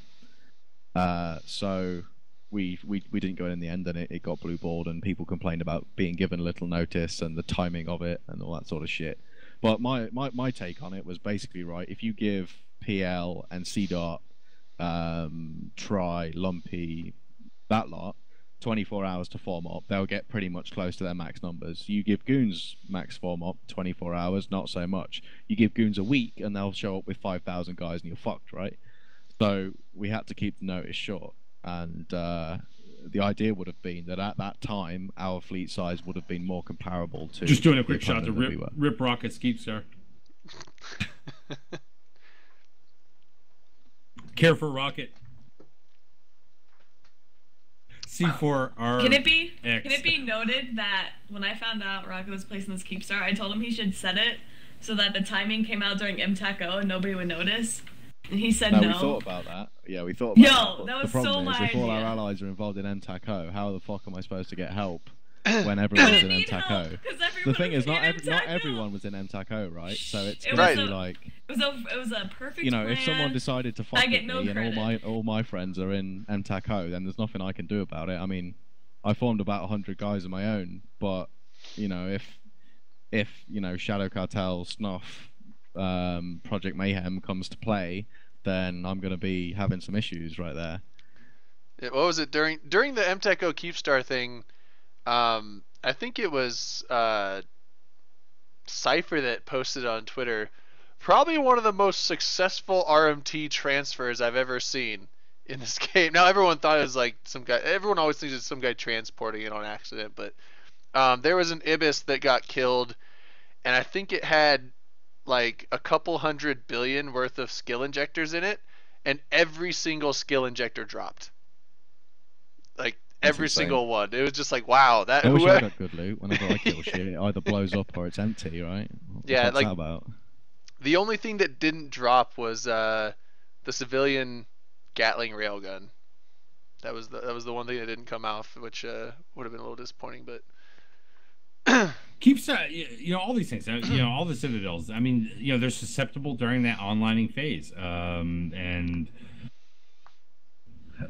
after that, though, for a Keepstar, you know, again, you've really got to work for it. You know, but that onlining phase here, this is no longer like the dropping of stations where you know if you can quietly slap that down. I mean, you know, maybe it takes you 40 minutes or something less than that to be able to drop that thing down, be able to fill it with the fucking shit that it had to have inside of it in the egg, and then downtime came. Yeah, I remember the stations that I laid down, and pretty much everybody did over time. I would love to meet somebody that was like, yeah, you know what? I dropped our station egg down midday. No, you didn't. You dropped it down somewhere between 60 and fewer minutes before downtime. You loaded it up. You did it in the deep dark of the night, and guess what? You had a station the next morning. You had a station literally less than an hour later. So the first time I met Blue Ice was at an Eve London meet, and at 3 a.m. that morning, we killed a Brave station egg, that morning, blew it up, and then went and met him at the Eve meet, and we were like, oh yeah, why'd you anchor it at 3 a.m.? But I mean, Can I buy you wasn't some his eggs, decision, bro? obviously, but yeah, it was pretty funny. He came and sat with us for the entire day, and just broed out with him. That was pretty cool, actually. He wasn't salty at all about it either, just slightly embarrassed. Yeah, but here, this is the time when these things are susceptible to being taken down. Granted, it is nice that the only thing that is lost is the Keepstar itself, or in the case of an egg going down, it's just the cost of the egg and itself. the equipped modules on it. No, there's no equipped modules at that point. It is just the hull of the Keepstar or the Fortizar or whatever. I thought all the stuff that you equipped onto it could possibly drop or get destroyed, just like a ship. Yeah, they can, except that when you're onlining it, that shit's not on there yet. The online. Oh yeah. I was thinking the actual structure. Never mind.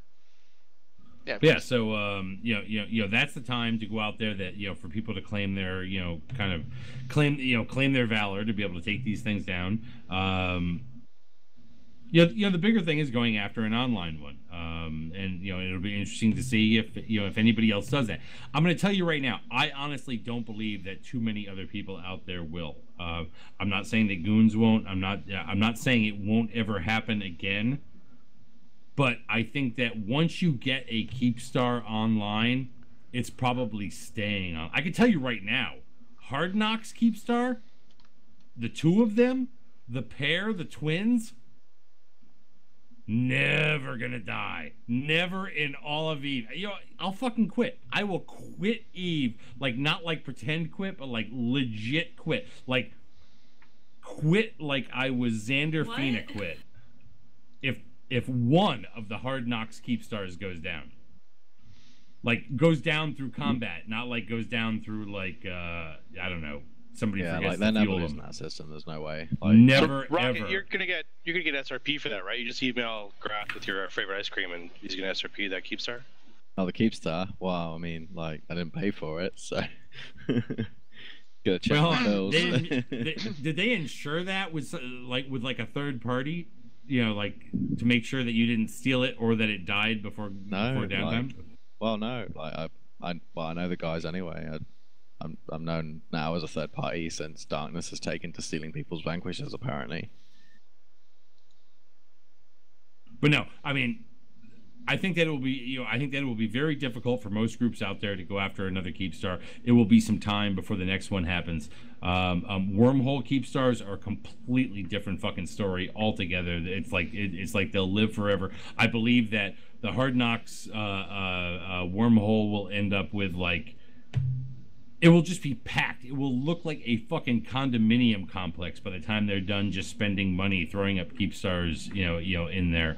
But elsewhere, if you get the Keepstar up, it's probably going to stay up because there aren't many groups at EVE that want to go through that level of effort.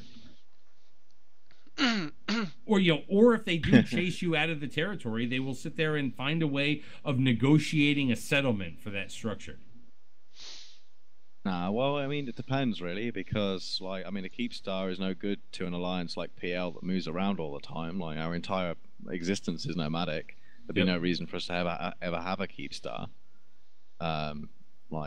Maybe someday, but I don't see it happening anytime soon. Like the Fortizars that we throw down in stagings, like we move out fully knowing that someone's going to come and kill them, and that we might not be asked to defend them. But it's a Fortizar. Yeah, so. Literally the pauses of today.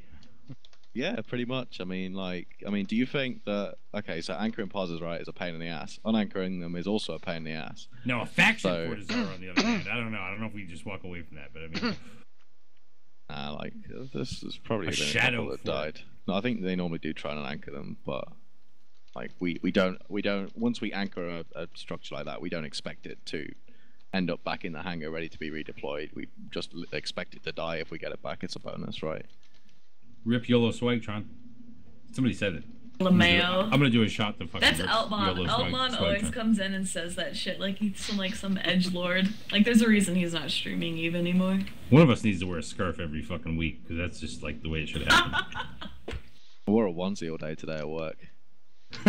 Christmas jumper day, and I let it slip that my family bought me a onesie last year, so I went to work in my office today with a onesie. I sleep in a onesie every night.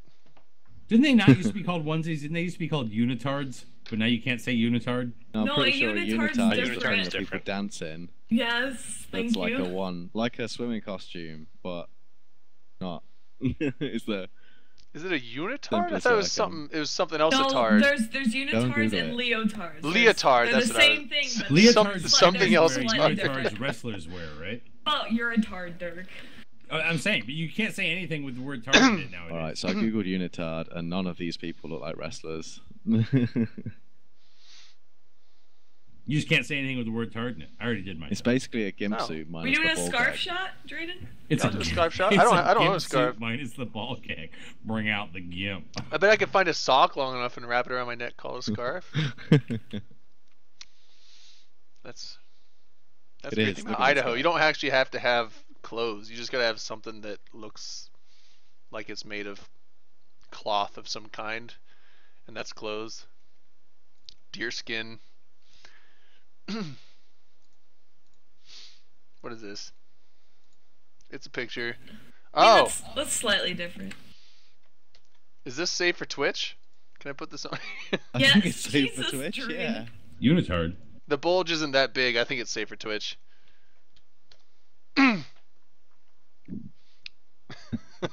Some of these pictures are hilarious.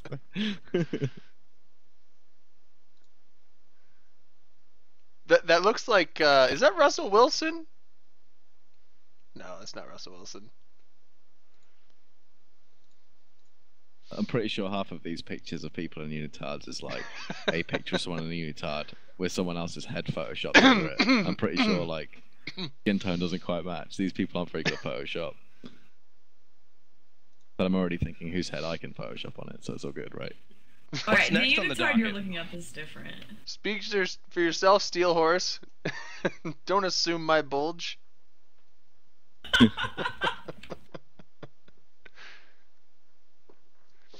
But I know I invited Scooter on here, but he doesn't look like he's here. yeah.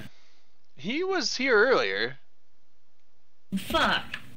You want to talk about the Goon Berets? Let's do it. Goon Berets.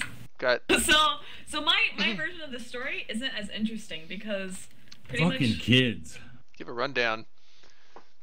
Alright, so this is about the Scooter McCabe scammer turned, like, newbie, heroic hero type dude. Alright, there's Scooter. He's in chat. Scooter's he's a goddamn scammer. And He's a he scammed hero. all of us.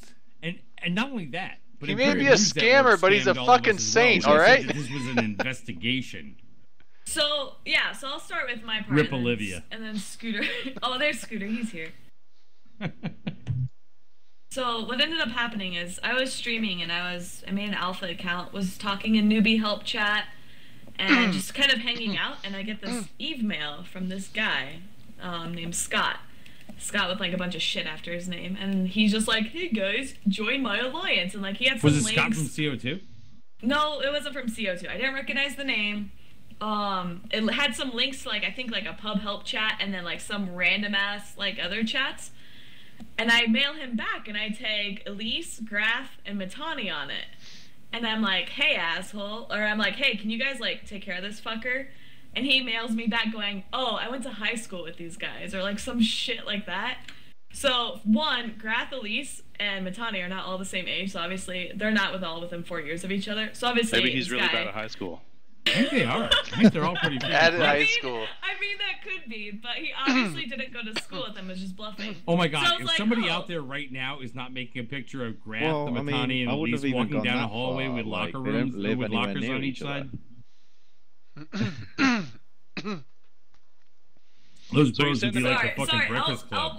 Eltman keeps trying to start shit in chat, which I don't really know what he's getting at because he's just like talking mad shit. So he's probably just like a beta orbiter or some fucking garbage. But no, Beta so this guy, Orbiter. yeah, like just Is that like, circle jerking about some shit he doesn't know about, thinking he's gonna get some pussy when he's not. Damn.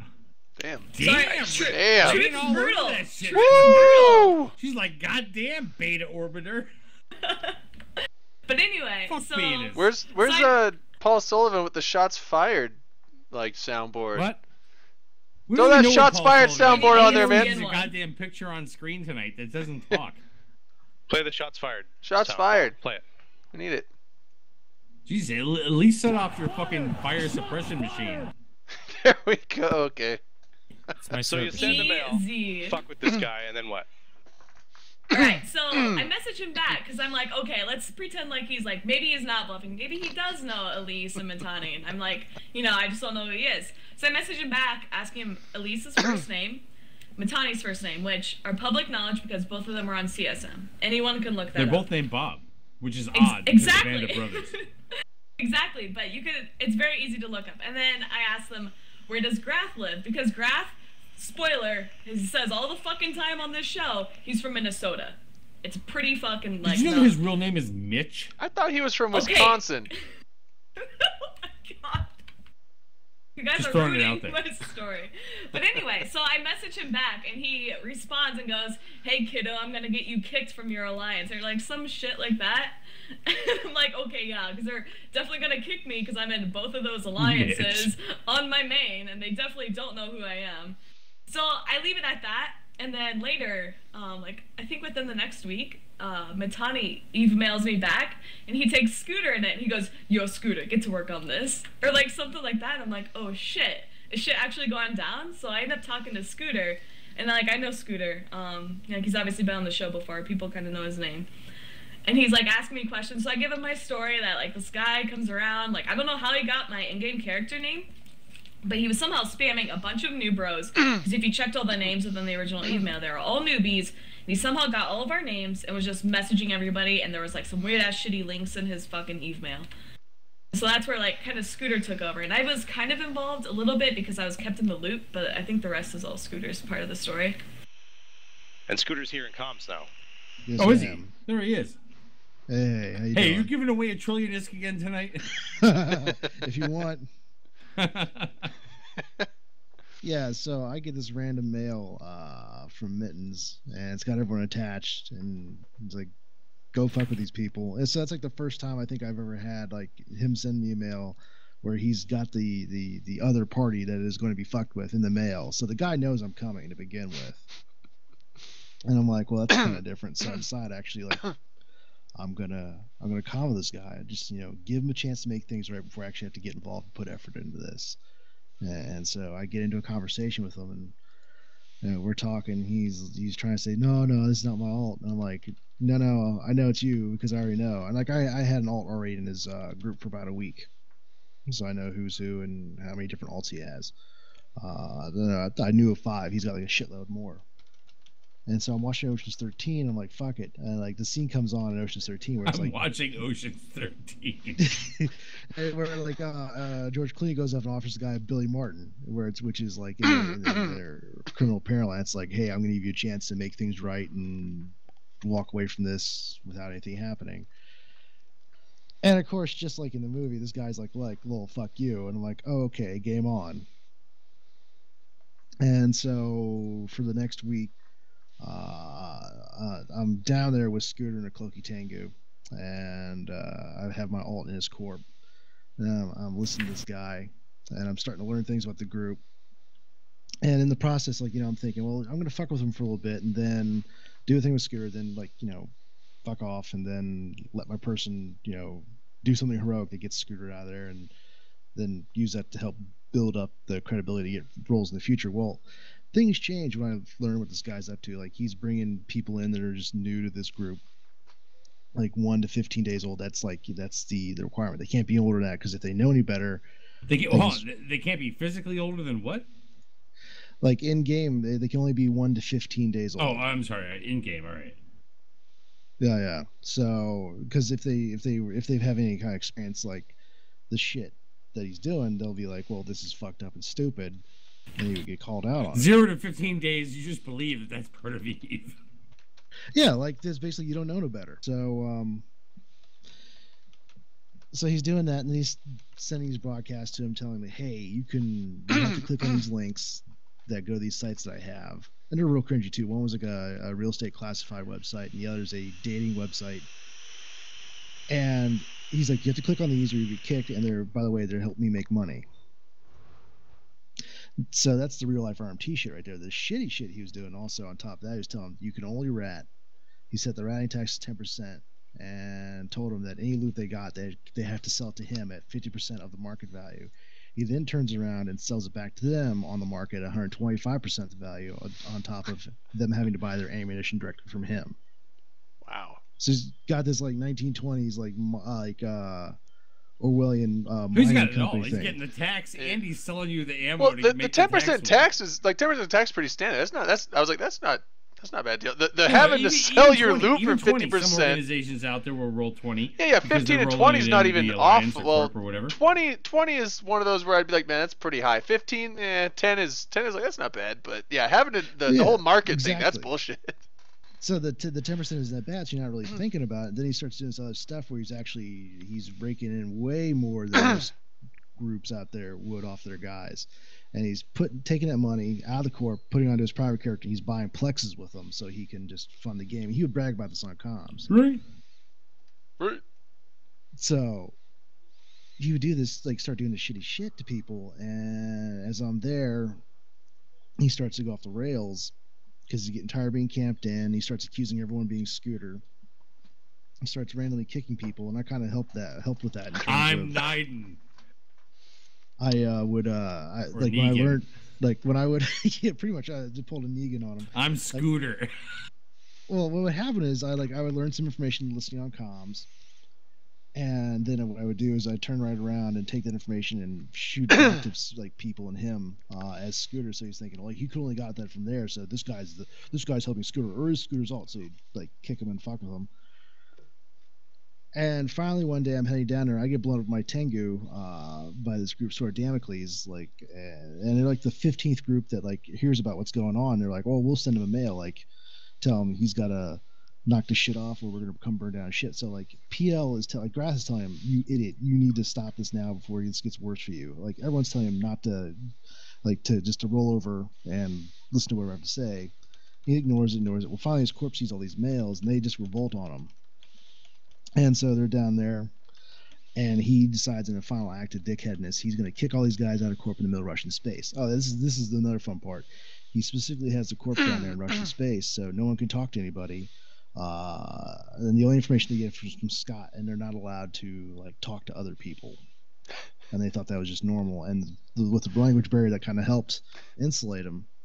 So he's kind of sitting there, like he's always told him, like, well, Scooter was backed by the goons. He'd have a fleet down here, and then as he's kicked these guys out, and they're desperately trying to figure out how the hell to get all this shit out. Like I've decided, well, fuck it, I gotta break cover. And I tell him, don't worry, we're sending a fleet to get you. So we took a fleet 126 jumps round trip to get these guys from there and back. And all the while, this guy is watching as we pile 70 goons into Russian space and be like, oh, we're the Goon Berets. Like, a Russian state doctor will kill you. Scott, you brought this on yourself.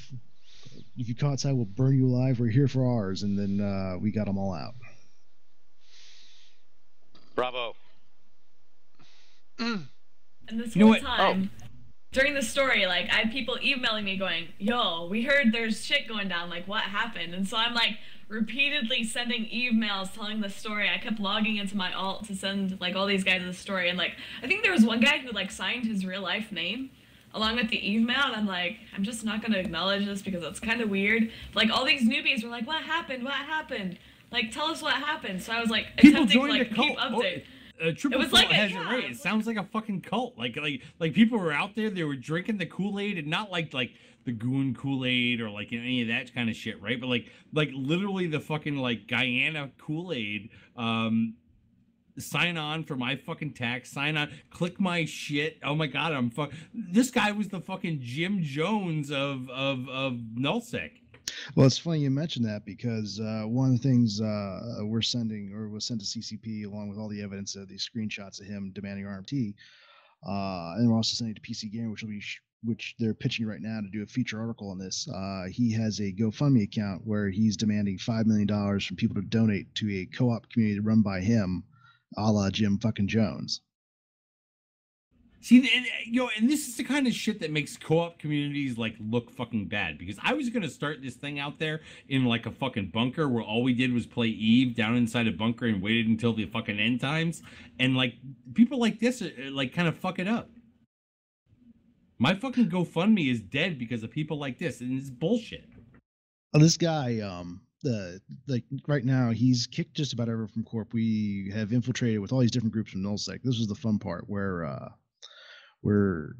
send all this information back to like Mittens and everybody. I'm like, hey, look, this is like actually really fucked up. Let's get these guys out of here because he's burning out new players. Like he's basically trashing the whole point of the Alpha Colon program. So we had like people from Mercenary Coalition, Pandemic Legion, Pandemic Horde, like everybody get involved in this, just like infiltrating, talking to these people, sending out like the mails. Because after I mailed all these people, made fun of them, he kicked me from Corp. But then I was able to get back in again. I took Alpha Clone. I applied as Moped Peterson, and he didn't make the connection between Moped and Scooter. So I'm like, you really are fucking dumb. And I mentioned that in the mail. I was like, do you really want to be led by a guy who? Dude, you know that there were scooters before there were fucking like mopeds before there were scooters. Yeah, like man-powered scooters. Or no, sorry, human-powered scooters. Before there was a Razor, there was a scooter that like. Man, everyone's wife is coming on. Who else's wife is coming on? Mine was just here. Drunk Canadian's wife came on. Yeah, your wife came on. Sober Canadian, Mrs. Sober Canadian was like there a little while ago. I was like trying to like totally fucking like give my condolences for Alan Thicke and shit, and like you didn't pass it on. Hold on, I'm gonna get my wife on. I heard you. Hey, wife, come say hi. Hi, guys. Hi, Mrs. Drayton. There's no Mrs. Drayton. This is a shame. Mrs. Drayton has balls that hang lower than her short skirt. Hey, okay. Sorry to interrupt you guys. We're like totally a Canadian show. I don't know, Scooter. It's like I go back to. I think the penultimate kind of scam that you did was when you took that motherfucker's alliance a couple years ago. Was it like 3 years ago now? Oh yeah. I mean, this here just seems like. It seems a little bit lower yield than when you worked in and like totally took that guy's alliance. However, I give you the fucking White Knight aspect of this one because like you don't come across as a scammer on this one. You come across as somebody just trying to use the powers that you had with you to take down somebody who was fucking with neophytes of Eve. He's used his powers for good instead of evil this time. Exactly. He's got like a fucking white cape this time. Like that whole story on fucking INN, like it had all of the elements, right? It had scamming, it had like sub scamming, it had super scamming, it had white knighting, it had Rain's name in it. I know it's weird for me too. Like people are like, "You did such a good thing." I'm like, "Oh wait a minute. Let's not get carried away here. Like I am not a good guy." Yeah, really. I'm moving off into superhero status. I was like super concerned too because like when I got the initial email from like Scooter, I was like, well, fuck. Like I had all these different people emailing me. I'm like, well, am I trying to get scammed into saying like who Scooter Alt is? Because like I only knew Scooter as the person I could trust. So like all my information I just sent to Scooter. I was like, fuck. If I'm contacting people like random ass people who say they're with the, in the Corpus Scott, I'm just gonna email Scooter too. And so it was like, it was really interesting for me because I had never been in like any sort of situation like this where I kind of, I guess, initiated the takedown of like this RMT overlord, I guess. I have no idea. Yeah, I mean, the thing is, like, the guy just takes all his money, puts onto his account, and then, like, for this, like, it was originally going to be a scam, and I was going to aim to get rolls and take money, kick everyone on the corp, and go, ha, ha, ha, ha. But as I was watching what he was doing, I was like, well, this is fucked up. He's also got 2 high-sec corps that, we put people in and we're pulling people out of there, and his plan was to recoup all his losses from this by just having people mine and send him all the ore. So we actually talked to Code, and Code is actually getting involved in this of all things. So it's like, oh, even they're hopping on the bandwagon. This is gonna be fun. Yeah, I noticed that from like, I believe it was the INN comments that like everyone, like apparently he has like this massive history and nobody's ever attempted to like mess with him. That people are just like, yeah, fuck this guy, he's an asshole. And then that's it, like nobody messed with him. This is kind of the messed up thing, right? It's like, there are probably some people out there that think this is the fucking norm. Either A, the norm with Eve, or B, they also buy shit at like, 4 o'clock in the morning on a, goddamn infomercial and shit, and they just get fucking hung out and they think it's just normal. This is not. This kind of shit is not. It's not to say that, you know what, you will not form corporations or alliances that will work together and pool their resources by way of taxes and things like that, but nobody will have you clicking on shit. How do people think that that's fucking, like, okay? Like, not okay to make somebody else do, because the guy who does that is a total fucking shitbag, all right? But people sit there and go, meh, yeah, I understand why I'm doing this. See, that's why he targeted people that were just only 1 to 15 days old. Is because they. But they're not 1 to 15 days old in real life. I mean, what the fuck? Oh no! Like, Dirk, what the fuck? This is obviously Eve character age. I'm sorry, Rain. Okay, let's say you never played Eve before, and I sat there and said to you, you know what? You're new to this game, and what I have you do is, in order to finance the well-being of our corporation within this game, I have you click this fucking website out here. I mean, would you not be sitting there and saying, the fuck? I mean, Eve is a very different game, though. Like, scamming is allowed, and that's very difficult for players to get their heads around. The fact that if you say, hey, I'll trade you this or that... The websites were what? The websites were a dating website and a what website? A real estate classified website. Wait. Real estate classified website. Okay, look, this is Did people actually sign up for this dating website for the Corp? Of a spaceship multiple times. No, they would have to go click links, and what it did was, like, it was just a bunch of stuff that were bots that led him to, like, a bunch of, like, make $5,000 at home as a typist crap. Jeez. Like so we've got 96 people watching this show right now. I swear to God, if 95 of them were as dumb as these motherfuckers. See, and that's please. As far as like scamming, there's a lot of games that don't allow scamming. Like, you can actually get, like, the game, if they find out you scammed a player, they'll actually come and get you. But make Eve IQ when it comes to like people like, this is what alpha IQs are like. Right. So that's what alpha IQs. Okay, I can understand. Okay, shots. I can understand maybe if now the thing is, like, whether scamming is allowed in the game or not, you should still be aware of it. But there's people. I don't want a bunch hold of on. crazy emails, but you know what? But goddamn alphas out there need to have somebody. Maybe there needs to be a goddamn clearinghouse. Maybe it needs to be Cribba, or maybe it needs to be. I don't give a shit. I'm gonna create the goddamn dirt clearinghouse out there. If you think you've got some crazy ass shit, and I know that it's gonna get fucking like spam mailed or whatever, fucking email somebody that you know to be a veteran out there, okay, and be like, does this even sound remotely realistic to you? Well, right, some people don't have that in games. But what I'm saying is like well, they should because they should be attached socially to the game. And if they're not attached socially to the game, then you know what? Fuck that shit. We cannot help the people who live in the ghetto who cannot help themselves. Right, but what I'm saying is like, some people may think that there's some safety blanket for like in-game scamming, and that's one thing, but just general internet savviness, like for any online game, it's when not some even person internet savviness. no, it's I'm saying like, when do some you not person get taken for an eighth of a pounder with cheese versus a quarter pounder. Well, right, I'm just saying like when someone in a game that you have no fucking clue who they are says click this website, nobody would buy an eighth of a pounder. I wouldn't click the website. Now if it was like if it was obviously like a YouTube link or like if it's reddit.com/whatever or youtube.com/whatever, you know that's safe because it's YouTube and Reddit. Like you're not gonna get a virus from going to YouTube and Reddit. But if it's some fucking random Bullshit, like I don't know what that fucking website is, I'm not contractual clicking it diseases on those channels. Tap links. I mean, going to just a Reddit site or a YouTube site, you're not going to get a virus. But if you click on some link that's on a Reddit page or on a YouTube video info drop down, like who knows there? But all these, if it's a site you don't recognize, don't click on it if you don't know the fucking person linking it to you. Sadly, I don't look.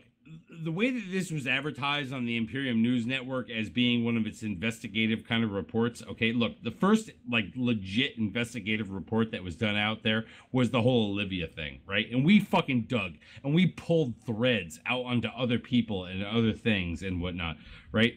I don't believe that this was done the exact same way. I believe it was hung out there as like a INN investigative report in the wrong way because of what we did on the first one. I believe that there are probably threads out there that can link other people where it's like, you know what, you were fucking liable for some of this shit too.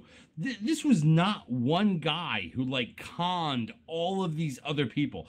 There were other people involved with this who were way more unitarded than what we thought. They weren't just gullible fucking sidekicks.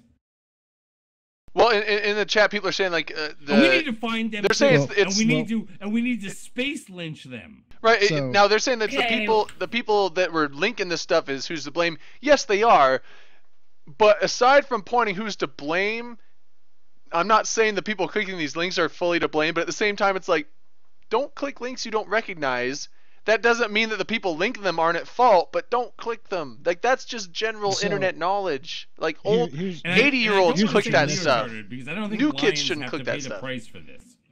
Here's what you're But missing. unitarded is like just one guy. So here's what you're missing. Like he is broadcasting this as their CEO. He's explaining to him what this is. He's telling him it's completely normal and you're allowed to operate like this. And what the money's doing is supposedly it's going to pay for their Discord server, which is free. And yeah, pay for a free server. He's telling a bunch of other shit that never happened, and he's promising that we're going to take stuff in Scalding Pass. You know, I've got somebody building 600 Toasted Drakes where it's great. I have all these relationships with people. They're blessing us to move out there. We're going to take all of Scalding Pass. I know a so-and-so person. And he's telling all these people that are not plugged in the metagame yet. I don't expect someone who's 1 to 15 days old in the game to know who everyone fucking is. Right. But they don't even need to know what fucking Scalding Pass is. What they need to know is, you know what? I just don't go and click shit. Yeah. If you're new to the game and someone says, that's like fucking 0 to 15 days internet. Well, here's the thing. If this is go. your CEO. Is my mic working? Hello? Yeah. Go, LB. Yeah, go on, LB. Okay, if you're new to the French game, guy. someone links something in your chat and says, click this to stay in the corp. Do you click it or do you not click it? Well, not even that. Like, say you're in a fleet and people link the weirdest shit in fleet comms. Like, it's like usually something like an Imgur link. Well, it's like an Imgur link or, like some other like Imgurs and weird, .pngs I might click on. Yeah, but like think about that. Like that's the easiest way to bait someone into clicking something that they shouldn't. So you say, "Oh, I mean, it's looks like a legitimate website. It's from someone I know who accepted me into corp. Like, why shouldn't I click it?" So like Rocket links his links. Oh, so fine. You click it once, and then you see, oh shit. Well, yeah, but once you see it's a bad site to be on, it's too late. If there's anything window in a in a home somewhere. Yeah, but that's well, in a home somewhere, but not there. What if you're half familiar with the game and you've heard of something called a pap link, and you think this is what that is? You think, well, this is a pap link. I've heard of this. The goons do this. I should click this to stay in the corp. He's got a point. This is helping out the corp. Hold on, Scooter. How was this portrayed? Was it portrayed as being what it was, or was it masked as being something else? They were told they had to click on these links, and it registers, and that's what they do to stay in corp.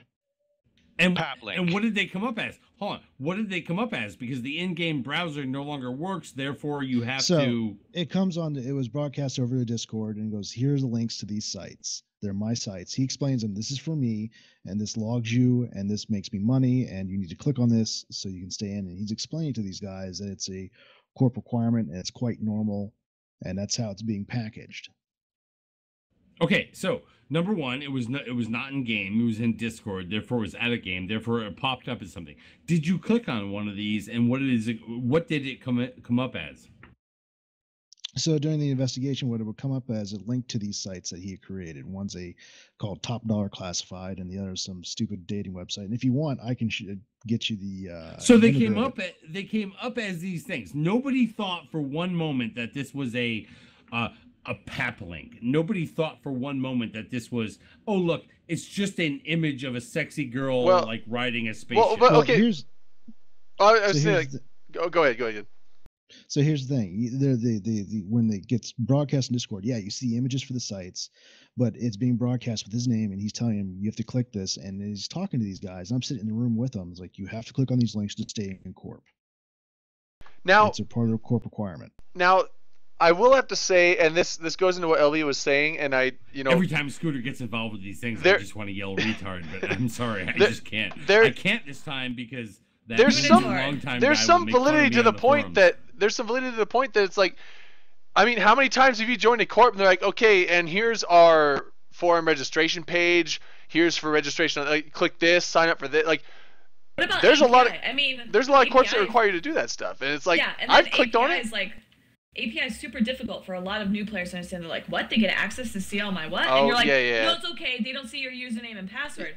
And you're like, okay, is that acceptable? And a lot of people just freely give out APIs. Like, if you think of stuff like that blows new players' minds. Yeah, because APIs are like free to give out. Nobody can take shit from you. All they can do is read shit from you. But it blows people's mind. Like, the fact that they can see everything that you do in the game besides your username and your password. And then they can see that, and that's okay, and that's acceptable. That pretty much every new bro corp or every corporation or alliance accepts that you give a full API, and that's acceptable. So like when you say like, oh man, they're clicking this link, it like looks super shady. Like it's not like some long super like those Google links or those weird ass links. No, when somebody logs on to a goddamn Chinese rental apartment fucking site, then it should look super. Well, the second you click the site, when somebody logs on to a goddamn rent my fucking cabin in Idaho, it should be like it shouldn't like change much. It should just be like fucking logs that look like a cabin. Basically what's happening here is he's the only source of information these players have seen in game, and he talks to them on comms. Are they not talking to themselves in comms? Here's the best part about that. He tells them to treat Eve like a job because Eve is his job. He is constantly on comms with them. Anytime there's something going on, he drops in, listens in on these guys, and he is taking people out of the room to talk to them privately in these sessions where he starts berating them, telling them what they're doing wrong, and and this is not how you play Eve. So basically what he's doing a combination of he's gaslighting people at the same time. He's using negative reinforcement on these people to essentially suppress those normal instincts that you and I have, because he's preying on their inexperience as new players. Do we know are any of these new players, are they Chinese? Are they from like cultures that don't understand this stuff? Are they people who would only listen to something like, I don't know, Make Eve Great Again? No, these are people from just all different groups. There were people there that had like concerns. What was happening is like, especially with the one corp he has, Adam's Brotherhood, it has about 676 people in there, but 90% of the corp is now have not logged in for a month. These alpha accounts have not logged in for a month because he's burned them out. Because eventually like people were starting to see the shadiness of this, and they were just fucking burning out. And he was just burning out all these new players after he's getting to use. So that's why he's constantly going into the new help channel and trying to dredge up as many people as possible that just don't have a fucking clue. Is this guy an anomaly, or is he like something that is going on out there more often, but did not come across the rain barrier that like caught the attention of people? I think he's an anomaly because from all my dirty dealings, I haven't heard of anyone like this out there. Are you going to repeat this yourself for your own personal gain? No, because like in scamming, like I don't go after someone who's like there's a scammer's code, Dirk, and he follows it. There's an honorable scammer's code. No, Dre, it's not even a scammer's code. CCCP like super fucking frowns on you, like fucking over like a first day old person. Be like, yeah, get it's like 300 billion and all this shit. Like CCP actually flips the fuck out on that crap. Oh yeah, I remember. What was her name? Macy Lee, when she was trying to play. You remember that, Dirk? Poor Macy Lee. Macy Lee. You know, if she came around today, she'd be nothing but a hot Asian girl playing Eve. Yeah. Back then, it was like, bam. Well, gone. She was the thing is like everyone was like ganking her the second she undocked from her school station. The funniest thing about that whole situation was CCP Manifest came on because he was like, "Hey, you people can't fucking do this." He's like, "Don't hit this hot bitch." He came in. Well, he came in to assist him. He's like, "You can't. You guys are all breaking the fucking rules. The next person to shoot her on the undock is getting banned, like perma banned." And then he tried to direct. Like I was watching her stream, and he tried to direct message her, and he's like, "Hey, you players for knocking one of the hottest girls to play the game out." Yeah. Well, he went onto her stream. He's like, "Hey, I'm CCP Manifest. I'm a dev for the game. Don't worry. I got everything. You can undock now." She's like, "I don't know who you are, and I don't fucking trust you." Back then, people were like, "Who the hell are you, Manifest?" Well, it's like she'd played the game for an hour, so you can't blame her. But at the same time, it's like, wow, CC Manifest just got told that he's a fucking like dirty scammer. Exactly. You bullshit fucking poser. Yeah, you're a dev, and I'm the fuck. Yeah, I think some devs have to put in their like Twitter profile like, "Hey, I'm certified CCP dev. This is my Twitch channel, so when I come into your chat, you know it's me." Because a lot of people are super skeptical about it. I'm just gonna hold this small glass of clear liquid up until Drayden fucking like chimes the motherfuck in. All right, I guess we're doing shots. We are gonna do shots. Look, we know it's 10:59 p.m. Eastern time. This should be the time that we sign off. 10:59. Holy, Eastern time. Eastern time, yeah. We are literally at show's end right now. Look, I have for the last couple weeks when processing this show in the fucking after time, sat there and said, please, can we please end on time? I am voting tonight for not ending on time because you know what? Anybody who comes on after us, fuck them. That's Drunk Canadian. It's always Drunk Canadian. You know it's him. Who is literally punched in like the most non-Canadian of all fucking boxers ever. Okay?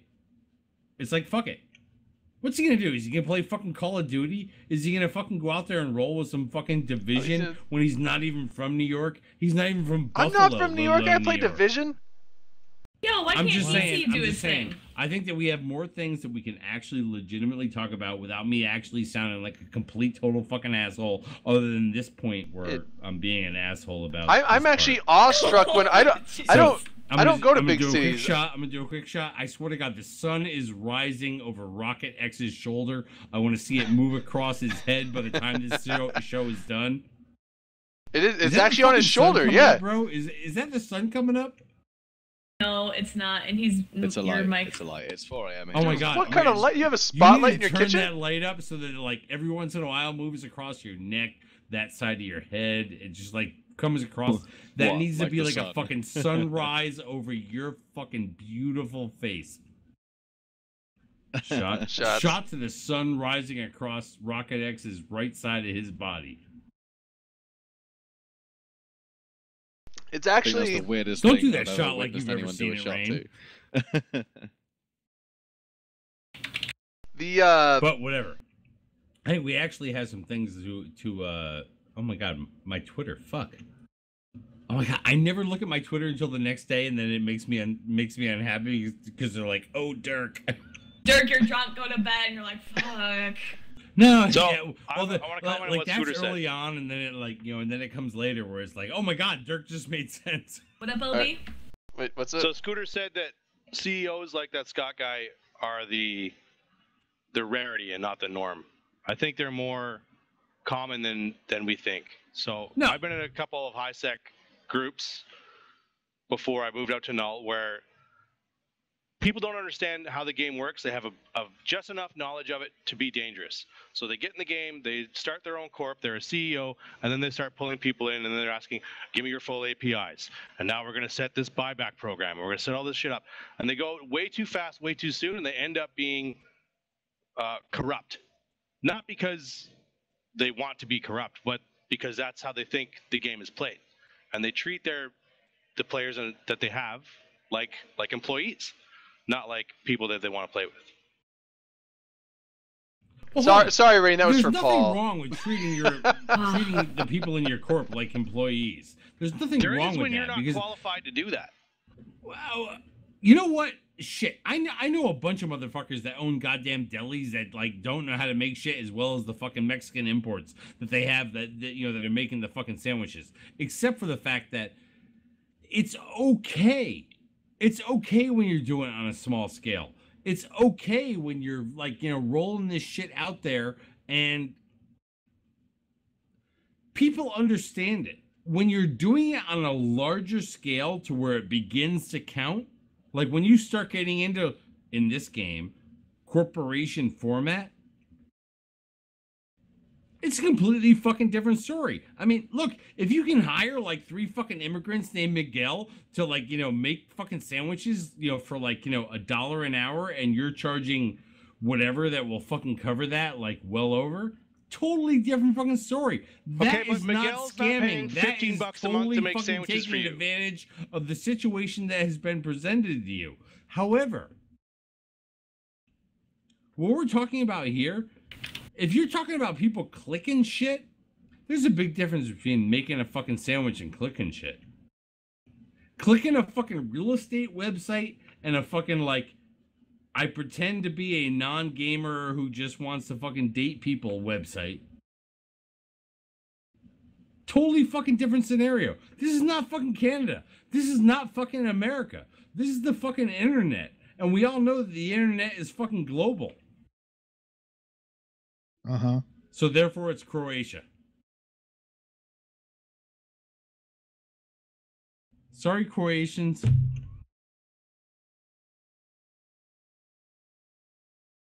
Holy shit, just somebody fucking talk while So I was tweeting it. I'm kind of stunned by your rant that finished in Yeah, well, Croatians and made very little sometimes sense. you'll do a rant and then there'll be a pause and someone jumps in and then you're like, and you just like go on. You just keep. You gotta. It's like there. This is the formula for Dirk rant.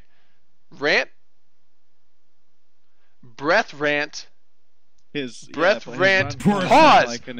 Here's the key part. Pause. He carries on. Pause. Wait for one word to come in. Rant. Yeah, no, it's not rant. Doing It's it like again, pour a Dirk? shot. You're ranting about not ranting. Well, I got several words No, in that. I am. Oh, there we go. I literally have. There it I is. literally have a fucking pattern. Damn, Rant I'm for a good little at bit. this. Somebody give me a fucking breath so I can pour a shot. There it was. I told you. I've done this long enough. I know Dirk's rants.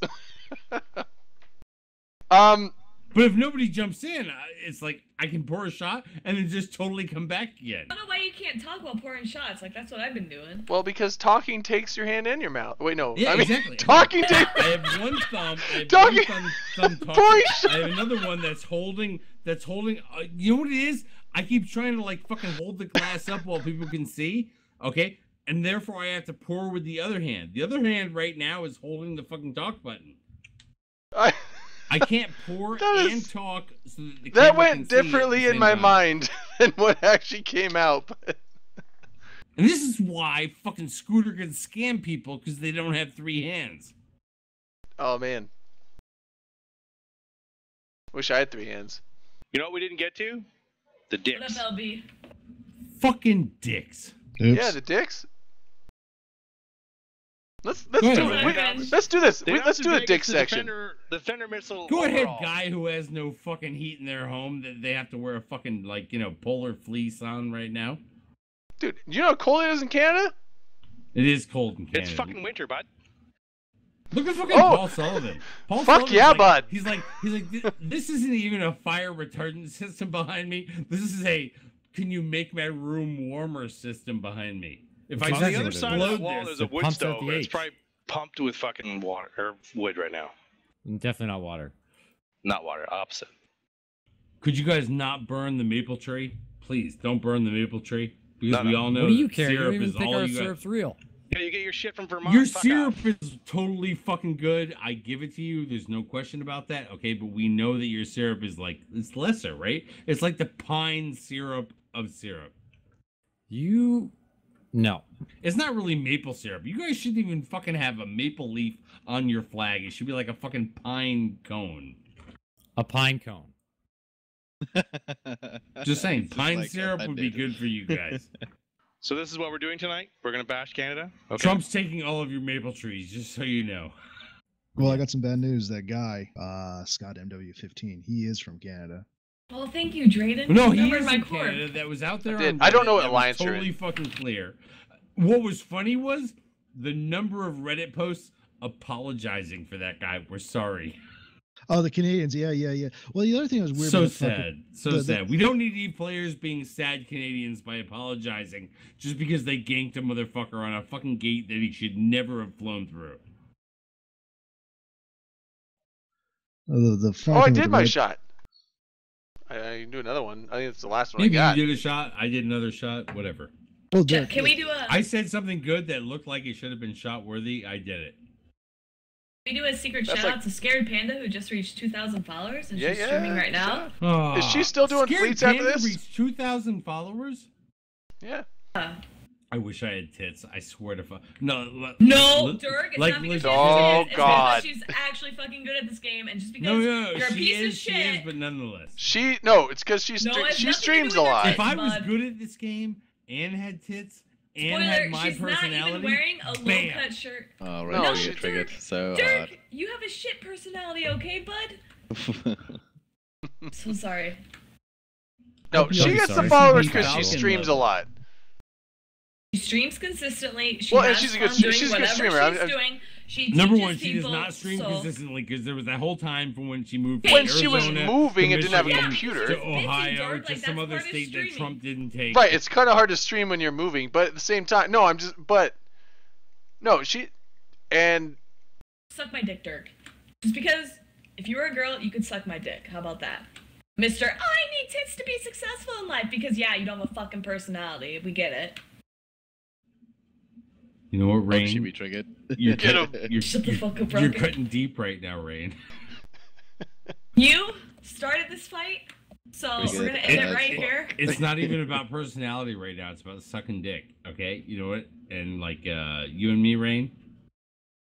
Next You think E you- Vegas. Next E Vegas. Are you you gonna and I suck are more gonna have dicks a than fucking me at dick E fight. Vegas? We're gonna have a dick fight. Okay. No. I thought it was gonna be a competition who could suck. Am more I going to dicks. get a mail about this in a week? no. Skeptic I'm Nerd gonna Guy Please will. don't start do tomorrow science. on. No, I'm gonna start no, tomorrow now on here's the thing- here's the thing. INN.com. There are streamers that get all their followers by acting like ditzy, dumb chicks that just like Yeah, They're- and they they're- no longer I- stream Eve because they're absolute They- trash. they don't so. That's stream Eve. actually not true. Well, Oh no, my they. God, that's The reason they actually don't not stream true. Eve is because Eve is a niche following, and to get the max followers, you got to stream popular games. Now, I call them titty Well, streamers. Casey Tron is one. Casey Tron. There were some titty streamers in Eve, and they have since been like hazed the fuck Titty out of the streamers game. don't I Because never they're saw them, but absolute Nobody cares trash. about tits anywhere, right? It's No, all they- about Says you, Dirk, Mr. No. Oh, I want tits I'm just so saying it's about bad. nipple, right? No, And it's like well- either you front the nipple or you do not. And like people will move on if you don't actually like mistakenly give it up. No, the titty streamers actually are really super fucking annoying to watch. I'm not even kidding. Like the Casey Trons. Well, yeah, the, 'cause there's not like a fucking countdown. they're to, like, literally nipple there show. to get money and act. the way they act on stream is not who they are in real life, and that's the most frustrating thing why I can't watch them. But the reason is they wear the low cut shirts and they act like a dumb idiot, and yet people donate a bunch of money to them, and they donate with the messages to try and trigger them, and they pretend to be triggered so that they get more viewers and more donations, but in reality they don't give a shit because they're just getting money. And those are like the low life streamers, but that's a select few. That is not like your average chick streamer. That is a few chick streamers that just exploit that shit. Showing nothing. She was just out there being like, "Hey, my dress was really cute. It kind of had some cleavage." Hold on. There's nothing wrong with cleavage. There's nothing wrong. He said I was showing nothing. My dress was super cute. Are you kidding me? Hold on. I'm sorry. If my fucking remark meant that your shit was not fucking super cute, except for that fucking Chihuahua outfit that you were wearing the onesie night. Okay. It was a squirrel. I know it was a fucking squirrel because you're squirrel girl. Squirrel girl. I don't even have to fucking underline that shit. But no, I mean, fuck, I hate myself because of this show. I literally hate myself. I hate myself. I'm not gonna go kill myself, but broadcast for reps for Dirk? Is that what we're doing? No, I'm not fucking broadcasting for shit. Fuck that. Cause you know what? We got Coffee Rocks right here if you need a broadcast for reps. Where the fuck is Coffee Rocks? You don't get I always mix up Rocket X with Coffee Rocks, so that was the joke. Oh, fucking Coffee X. Coffee X. Yeah, I felt it was funny as well. Have you totally gone out there and totally taken Coffee X as your character? No, I felt bad because I know the difference between Coffee Rocks and Rocket X, but name and I'm like, what? Well, that I'm Dude, telling you, I'm like, a sensitive soul. I mean, like, Rain has said it before. She knows I've cried. I've cried at Vegas. Okay, so you can't bring up crying because we all fucking sat on stream like a month ago just bawling our eyes out. You, me, and fucking Camaro guy. Did I miss out on Tara. Crying You, again? me, and fucking Tara. Okay, Tara that Reid? had nothing to do with fucking Tara. Rain. Tara Reid. Okay. You Yeah. cried in front of Rocket and Tara too. Yeah. No, I did not cry in front of fucking Rocket and Tara. But I we fucking all like cried on meds and stream fucking together Rocket and Tara. about BC, so we can just leave the crying behind us. Like that's like we all kind of did The it. level so. of stories regarding Dirk, okay, and people from other nations or people who drive Camaros and like shit like that are like fucking legendary out in fucking Vegas. Okay, but here, all they are is, you know what? We need to move on. Yeah, well, Cortex Burn in chat is saying that Mrs. Drayden can make Dirk feel better. Mrs. Drayden was hot, bro. Just so you know. Mrs. Drayden is a skill. She's a skill to this world. Say? She's not gonna like you for this. Is she Russian? She is Russian, is she not? She's whatever you want her to be. Oh, God. Nobody fucking loves a drone bitch. No, not a drone. She's anything you want her to be because she's everything. So basically a drone. Yeah, that's true. Yep. This is why you don't bring shit to the table, Drayden. It's like, you know what? It's like she's either hey, look, she's Kaldari. What do you expect? No, I don't want to specify. My tastes change. Anyways, Rain. Okay. Wait, hold on. I'm totally reading Abaddon 21 right now. Identifies as a meatball sub. You know what? I swear to God, I wish I had a fucking meatball sub right now. I literally don't. I will literally drink this fucking bottle of. Oh, they don't have meatball subs, do they? No. Number one, we don't have fucking lame ass fucking like whatever you think goes in a sub. Hey, from there's Idaho. Subway and Jimmy John's out here. That's the sub options. I swear to God, right now what I have. Oh is no, there's a fucking Quiznos. We got vodka Quiznos and maple syrup. Okay, those are the two fucking options I have. I have my last shot of Tito's. Tito's. Does not want to go into a diabetic coma tonight. Way more than I don't want to go into a fucking vodka coma. You won't go to a diabetic coma unless you're diabetic, Dirk. Wait, Purgatoria was in PNG? I'm not diabetic, but I feel like maple syrup could make me that. No, Jesus Wait, Christ. hold on. Okay, Stop. so wait. I have to put a pause here. Purgatoria said, "God, memories from PNG flooding back." Because I was in PNG Purgatoria. I was there too. You probably didn't know me because I was a new guy. quick shot of straight maple. Do I want to do straight maple syrup or do I want to do like straight maple syrup? and You need to because I've actually done. I feel like Tito's won't kill me, but like maple syrup might. No. I've done the Super Troopers where they chug the bottle of syrup. I've done that. I've done it. I'm gonna try a reverse mix. I'm gonna try a reverse mix of Tito's that's on top. coming up. What? Do we let Drunk Canadian stream now because you guys are getting wild? No, fuck that guy. What does he got? No. Seriously. Well, we do need to let Drunk because we're already cutting in. We're like 15 minutes into his slot. Yeah. And Rocket has to go. How can he have a slot has when to he go hasn't been here all night? Rocket has to go in 4 minutes, so we're gonna have to change up the camera. In 4 minutes? That's a specific time. He said 4:20. Bedtime. Oh, that's when you gotta go. I feel bad for fucking Rocket. I do because it's like it's like he's like British. having Gin Tan on. It's like, he's not free. I feel bad for fucking Jen when he's like, oh, I feel like I had to drink with these people who've been up all night. No, you don't. Just fucking come. Why is Marsh say saying we're not? And then fucking roll. Marsh says you're pissed and I'm not. I beg to differ. Well, number one, you are totally not as pissed as I am, as like from the piss terminology. Well, I was saying this is a British term, pissed. I want to translate. This is not American pissed means mad. British pissed means drunk. So take that in mind. This is Marsh is saying pissed. So this is saying you're drunker than I am. Nigel, that might be true, but we've had the same amount of shots. Sober, and I'm drunk. Okay, that's what Nigel. I seem Farage tipsy. says. Oh no, that's Donald because I can hold my Trump alcohol says, better than him. You're generally drunk, but Dirk is Nigel Farage. Yeah, we're keeping up shot to shot, so maybe that just means I'm alcoholic. Alcoholic. Right. I've maple syrup to my shot. Whoa, shit! If we're topping it off like that, you gotta tell me. I'll do that too. No, I'm not doing like a fucking upper layer. This is not like a fucking 3-mar. I just need Shaman do some more wine. Rain's gonna do some wine. Oh, shot of wine. You're just doing a shot Viva with la Spain. Mine's. I keep like shifting my glass, so I've been dripping fucking maple like syrup. Fucking goddamn Alan Thicke. Brody y'all. I've been dripping vodka on my lap for like the last minute because I kept holding it up. Holy shit! I found the proper mix. That had burn yet sweet. It was hitting me both at the same time. It's gonna go down your lungs. Well, no. Never inhale the fucking shit. Sometimes we never inhale anything but fucking air. I mean, what the fuck? Or oxygen, straight oxygen. That had a good blend. Like, it had no kick. It had no maple kick. It had no fucking vodka kick. It was just like, bro, you didn't even fucking do a shot. So can we let Drunk Canadian play now? Yeah. I think we're good.